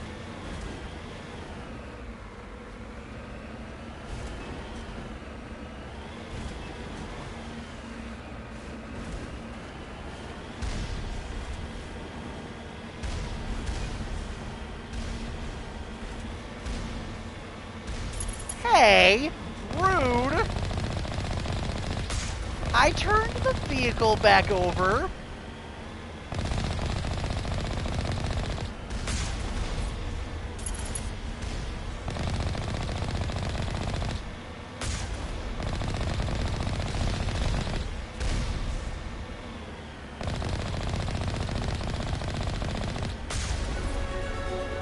Yay, level up.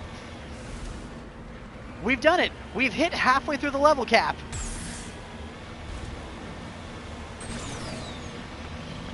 We've now hit level 30.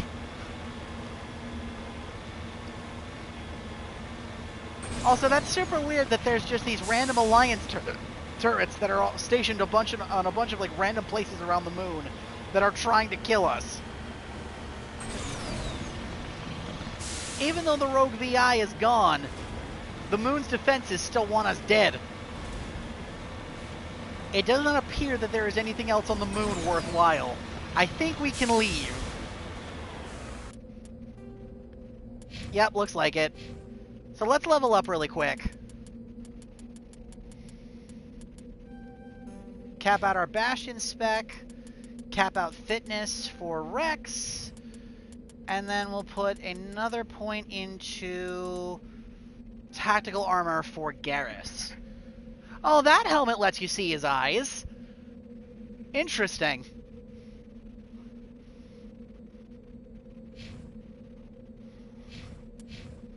Must just depend on the helmet. Alright, let's head back up to the Normandy.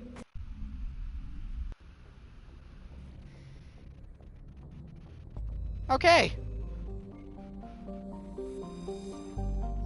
Well, we're done here. Where to next? We've explored Artemis. We did the Exodus cluster. We did the local cluster. I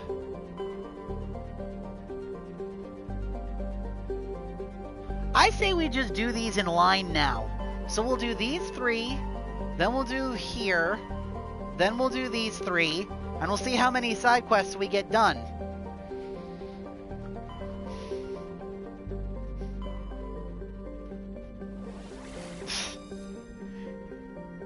Oh, my crumb.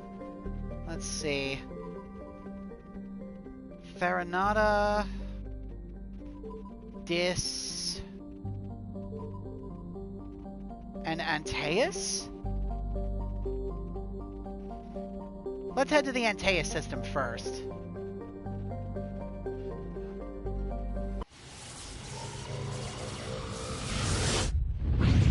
Whee!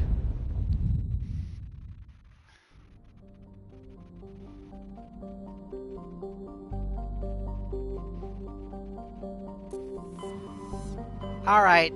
From here, we'll zoom out. We'll save the game and we'll call it good. I don't want to keep you up too late. Even though I'm sure you want to keep going, we can't. So, we'll save here and we'll call it good. At some point or another, we're going to have to go through all this new codex stuff, because I'm sure we've got a lot.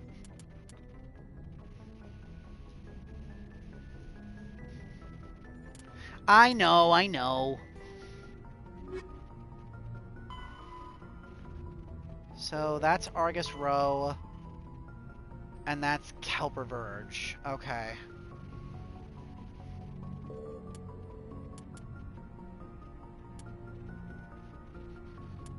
Wait, we're not in that area, are we?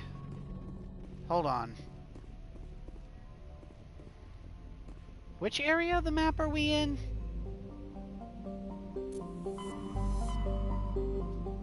Hades Gamma. Okay, never mind. We're good.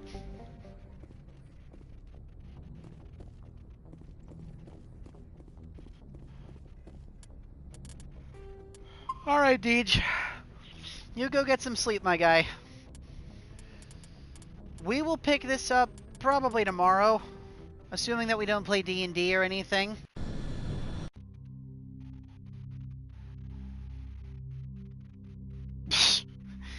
Good night, Deej. And thank the rest of you all very much for joining me on my journey. I appreciate it. We're still going to be in side quest land for quite some time, but we'll go back to main plot eventually. You all have a great rest of your night. Even if we play? Yeah, I figured you were going to say that.